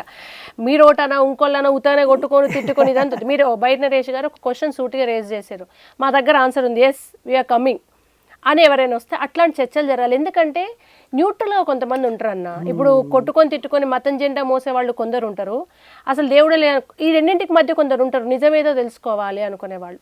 ఈ కొట్లాటల్లో వాళ్ళకు నిజం అందుతలేదు, అందదు. పైగా అజ్ఞానం గట్టిగా అరుస్తుంది, విజ్ఞానం ఎంత అరిచినా వినపడదు. మూర్ఖత్వం మూక పద్ధతిలో ఊగిపోయి ఉంటుంది. అందుకే చాలామంది వాళ్ళ గొంతులు విప్పలేకపోతున్నారు. బ్రహ్మానందం గారు నిజమైన భక్తులా కాదా? ఆయన వెంకటేశ్వర స్వామి ఫొటోస్ కూడా వేస్తారు. నిజమైన భక్తుడు. ఆయనని నాస్తికుడని నేను ఎప్పుడు నా మైండ్లో ఆయనను వినలేదు. ఈ మధ్య ఒక సందర్భంలో మహిళలపై ఈ వివక్షకి ఈ గ్రంథాలు ఇలా ఉన్నాయి అని ప్రస్తావించినందుకు ఆయనని ఎంత ట్రోల్ చేశారు. అంటే కొంచెం న్యూట్రల్గా ఉన్న వాళ్ళు కూడా మతభావాలపైన వాళ్ళకున్న భిన్నాభిప్రాయాన్ని వ్యక్తం చేస్తే శత్రువులుగా చిత్రీకరిస్తారు అనేటువంటి భయకంపిత వాతావరణాన్ని క్రియేట్ చేశారు. అన్న ఈ సమాజంలో ఎప్పుడు గొప్పే చెప్పారు. శంకరాచార్యులు వాడు అప్పుడు ఉన్న పరిస్థితులకు ఒకరు ఎదురైతే ఆయనలో ఉన్నది కూడా దేవుడే అని చెప్పిండు. కానీ శంకరాచార్యులు అది ఎవరైనా ఫాలో అవుతారా? ఇప్పుడు మీరు శంకరాచార్యుల్లాగా కాదు, వీళ్ళు రాసుకున్నటువంటి లేదా వీళ్ళు పవిత్రంగా భావించే మత గ్రంథాలన్నిటిలో చారువాకులు లోకాయుతులు ఉన్నారు. ఆ రోజు ధర్మరాజు యుద్ధం చేసేటప్పుడు కూడా చారువాకుడు ఎదురుగా వచ్చాడు. శంభూకుడి తల నరుకుతున్నప్పుడు కూడా అక్కడ ఒక చార్వాకుడు వచ్చాడు. ప్రతి ధర్మ గ్రంథంలోనూ వాళ్ళ ధర్మం కాదు అధర్మం అని ప్రశ్నిస్తూ ఆలోచింపజేసిన వాళ్ళందరూ ఉన్నారు. అందుకే మేము ఇప్పుడు కొత్తగా ఈ నాస్తికత్వం అనో దేవుళ్ళేడనో ఇవన్నీ కాదురా బాబు, పక్కకు పెట్టండి. ఈ దేశంలో మూలతత్వము భౌతికవాదము, కణాదుడు చెప్పిన కణ నిర్మాణం ఈ శరీరము, అలాగే చారువాకము అంటే నలుదిక్కుల మంచి మాటలు చెప్పడము, లోకాయుతం లోకం యొక్క హితాన్ని కోరుకోవడం. అందుకే ఇప్పుడు మేము భారతదేశం యొక్క చార్వాక లోకాయుత సిద్ధాంత ప్రచారకులుగా మమ్మల్ని మేము మలుచుకున్నాము. దేవుడు ఉన్నడా లేడా అనే చర్చను కూడా పెట్టట్లేదు. సమాజానికి నష్టం కలిగించే అంశాల పట్ల పోరాడితే ఇప్పుడు బుద్ధుడు విగ్రహారాధనకు వ్యతిరేకం, బుద్ధుడికే విగ్రహాలు పెట్టి గుళ్ళు కడుతున్న లోకం. అంటే మూలాల వైపు కొంచెం ప్రయాణం చేయాల్సిన అవసరం ఉంది. ఆ మూలాల చుట్టూ జరుగుతున్న బిజినెస్ ను కూడా గుర్తించాల్సిన అవసరం ఉంది. ఎందుకు మనకు ఆ బిజినెస్ ముచ్చట? ఆ దేవుడిని ఒకడు అమ్ముకుంటాడు, ఒకడు దోసుకుంటాడు, ఒకడ గుళ్ళే దొంగలు. మీరన్న ఈ విషయంలో కాంప్రమైజ్ అయ్యారు కావచ్చు, ఎందుకు తీమి ఇష్టం అని. కానీ నిజంగా ముఖ్యంగా మిగతా మతాల పక్కన హిందూ ధర్మంలో చాలా మంది బయటకు వచ్చి ఇందులో తప్పేది ఒప్పేది వాళ్ళే చెప్తున్నారు. ప్రవచనకర్తలు గొప్ప వాళ్ళంతా కూడా అవేర్నెస్ క్రియేట్ చేస్తున్నారు. డెఫినెట్ గా ఏది సత్యమో ఏది ఆచరణీయమో, ఏది పురోగతికి మూలమో, ఏది ధైర్యాన్ని ఇవ్వగలుగుతుందో అది మాత్రం ఫాలో కావాలి. అది భగవంతుడా, నమ్మకమా, దేవుడా, ఏదైనా కానివ్వండి, భయాన్ని కలిగించేవన్నీ వదులుకోవాలి. ఇది పక్కన పెడితే మీ సిద్ధాంతపు లక్ష్యం ఏంటి, భవిష్యత్తు ప్రణాళిక ఏంటి? అంటే ఒక గ్రూప్స్ ప్రిపేర్ అయ్యే వ్యక్తికి ఆ కాంపిటేటివ్ ఎగ్జామ్ రాయడం వరకు చదవడం ఒక లక్ష్యం. ఎస్ఐ కోచింగ్ పోయిన వ్యక్తికి పెరడ్ అయిపోయి 3 సింహాల పోస్టింగ్ రావడం ఒక లక్ష్యం. రాజకీయంగా ఎదగాలనుకునే వ్యక్తి లేదా కలలు కనే వ్యక్తికి అసెంబ్లీలో అడుగు పెట్టడం ఒక లక్ష్యం. మాకు సమాజంలో నిరంతరం చైతన్యపరచడం, మా రిలవెంట్ అంశాలు ఏదైనా ఉన్నప్పుడు మా పాత్ర మేము పోషించడమే మా లక్ష్యం. సో నిరంతరం చైతన్యాన్ని పంచడము, మాకున్న విజ్ఞానాన్ని పంచడము, మా బతుకులు మేము బతుకుతూ, నాకు వ్యవసాయం ఉంది, వ్యవసాయం చేసుకుంటూ, నాకు సైకాలజీ సెంటర్ ఉంది, సైకాలజీ కౌన్సిలింగ్ ఇచ్చుకుంటూ. ఆర్థికంగా నిలదొక్కున్నారా అన్న? అంటే అసలు ఆర్థికంగా నిలదొక్కుకోవడం అంటే ఏంటి? అంటే కొంచెం లగ్జరీ లైఫ్, ఇక రేపటి కోసం ఆలోచించకుండా ఉన్నాయిలే పైసలు పిల్లల మందం అనేటట్టు. అది అసలు లగ్జరీ అనే పదమే మనకు అనారోగ్యాన్ని లేదా మన బుర్రకి తలపొగరునిచ్చే పదం. సో మనకు సౌకర్యాలు, అవసరాలు, సౌకర్యాలు, సదుపాయాలు కొంచెం ముందు జాగ్రత్త ఉంటే చాలు, హ్యాపీగా బతికేయచ్చు. వాటి మందం అయితే కొంచెం ఓకే. అవి అసలు కొంచెం ఏంది, నేను ధనవంతుని, నేను కోటీశ్వరుని. మీ దృష్టిలో? నా దృష్టిలో ఏంటి, వాట్ ఈస్ దిస్? కోటీశ్వరులు అంటే క్యాష్ పరంగా అనుకుంటారు అంటే కోటి అంటే 100 లక్షలే కదా. మరి నేను సంపాదించాను కదా 100 లక్షలు. నిజంగా పైసలు ఉన్నాయా? ఏమంటే నేను బుచ్చగాని అనుకుంటున్నావా, లేకపోతే చందాల మీద బతికే బెగ్గర్ని అనుకుంటున్నావా? మీకు నిజంగా కోటి రూపాయలు ఉన్నాయా? అరే నేను 2007లో సైకాలజిస్ట్ అమ్మా. ఓకే, అంటే ఎన్ని సంవత్సరాలు? ఓహో, అట్లా మీరు నేను ఒక సైకాలజిస్ట్ క్లాస్ చెబితే 2000 రూపాయల నుంచి 5000 తీసుకుంటాను. ఈవెన్ ఒక రోజు హాఫ్ డే క్లాస్ చెప్పి 45,000 రూపాయలు తీసుకున్న రోజు ఉంది నాకు. అంటే మీరు ఇన్నేళ్ల ప్రయాణంలో మా మిస్సెస్ ఒక గవర్నమెంట్ టీచరు, 1,00,000 రూపాయలు శాలరీ ఆమెకి. మేము ఒక నమ్మకంలో ఒక 700 గజాల స్థలం తీసుకున్నాం. 20 మంచిగానే ఉన్నారు, లగ్జరీగా ఉన్నారు. ఒక 20 లక్షలు పెట్టి మేము ఒక 700 గజాల స్థలం తీసుకున్నాం. 2,000 గజం చొప్పున తీసుకున్నప్పుడు ఇప్పుడు అది 10,000 గజం పైన ఉంది. మాకు 70 లక్షలు వస్తాయి, అది ఒక 700 గజాలు అమ్మితేనే. What is this? చాలా మంది ఇప్పుడు ఈరోజు మా ఊర్లో లచ్చిరెడ్డి గారు అని మా బావ అంటారు, బావ వరుస, ఆయన 40,000 గుంట చొప్పున ఒక 12 గుంటల భూమి అమ్మాడు మాకు. అప్పుడు 4.5 లక్షలు పెట్టి తీసుకున్నాం. ఇప్పుడు అక్కడ ఒక గుంట 2,80,000. అంటే బైరి నరేష్ అంటే దేవుడు లేడని చెప్పుడు తిరిగేటోడు అనుకుంటారా, లేకపోతే పైసలు లేకుండా ఏదో కూలి? అసలు ఉద్యోగం 10 డిగ్రీలు ఉంటాయి నాకు, 4 మాస్టర్ డిగ్రీలు, 3 డిప్లొమా డిగ్రీలు, ఒక ప్రొఫెషనల్ బీఈడి డిగ్రీ, ఒక పిహెచ్డి డిగ్రీ.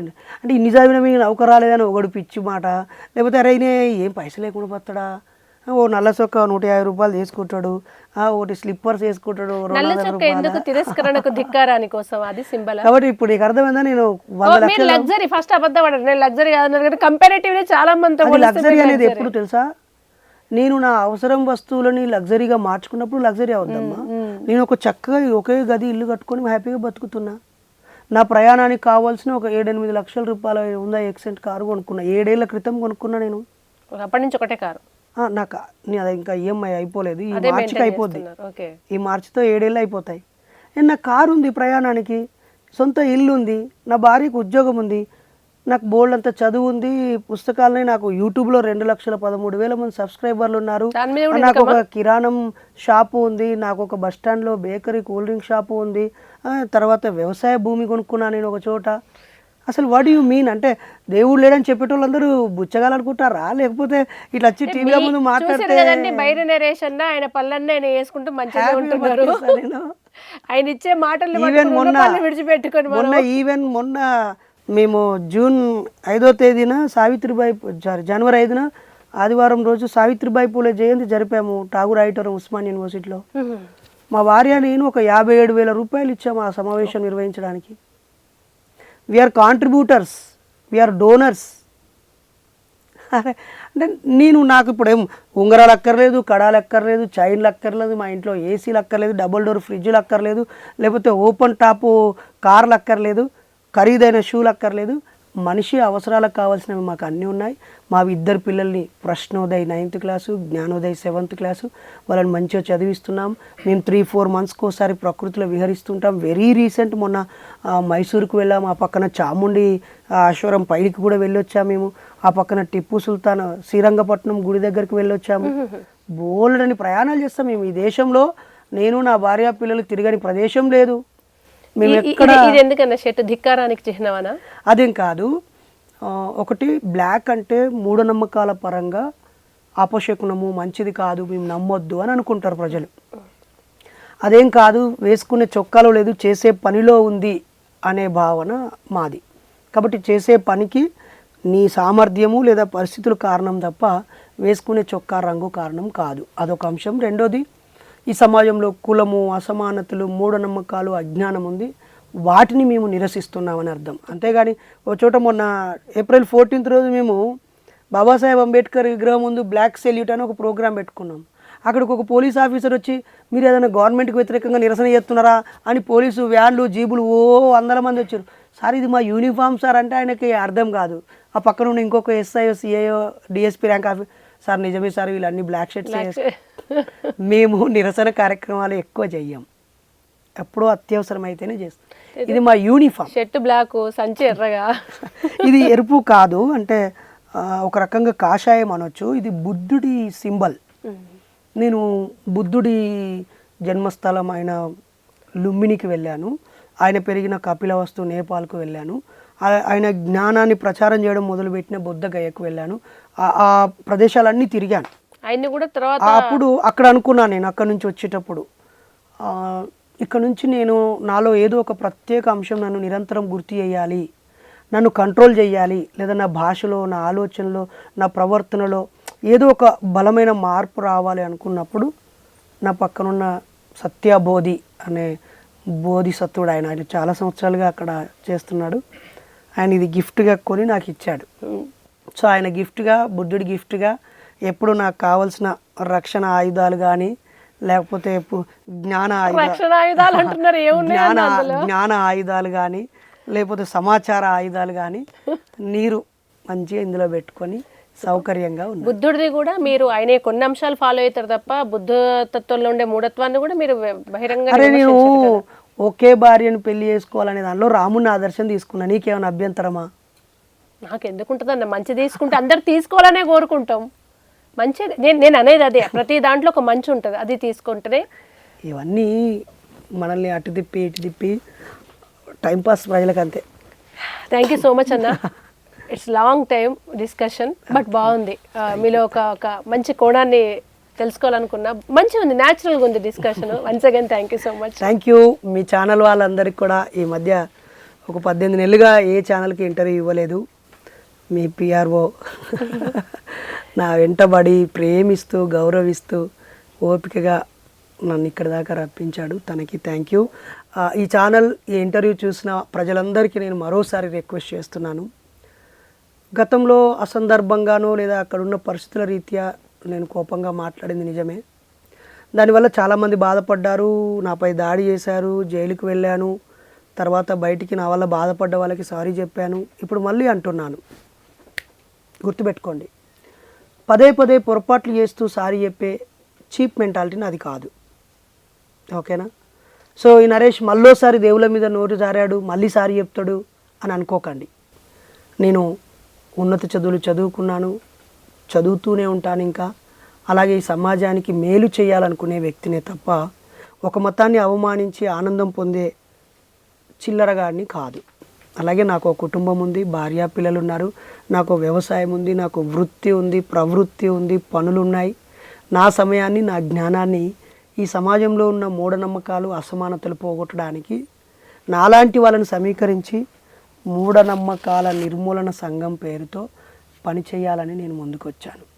సో ఈ సంఘం ఏం చేయాలో మీరు సలహాలు, సూచనలు ఇవ్వండి. ఈ సంచి జబ్బకేసుకున్నాక నేను ఏం పొరపాట్లు మాట్లాడానో తెలియజేయండి. మా ఇంటి నంబర్ 3-24, కమలాపూర్ మండలం, కన్నూరు గ్రామం, రాములపల్లి. ఇది నేను పుట్టిన ఊరు, నేను ఉంటున్న ఊరు. నన్ను ఎప్పుడైనా ఏదైనా అడగాలంటే నా ఇంటికే రావచ్చు. నా YouTube channel Bair Naresh YouTube channel. మీకు ఏ అభ్యంతరం ఉన్నా నా ఛానల్లో పరిశీలించవచ్చు.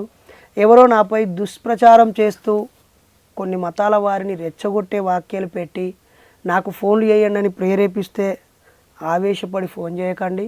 నన్ను తప్పుగా చిత్రీకరిస్తే తొందరపడో నిర్ణయానికి రాకండి. నేను మేలు చేయాలనుకుంటున్నాను. మెజారిటీ ప్రజల మనోభావాలని కూడా గౌరవిస్తూ దేవుడు అనే అంశాన్ని కాస్త పక్కన పెట్టి మూఢనమ్మకాలపై నా దృష్టి పెట్టాను. అందరూ సలహాలు సూచనలు ఇవ్వాలని కోరుతున్నాను. ఎవరి నమ్మకాలు గాయపరచకుండా మూఢనమ్మకాల నిర్మూలన సంఘం కొనసాగాలని కూడా మేము కూడా మనస్ఫూర్తిగా కోరుకుంటున్నాను. Thank you. Thank you.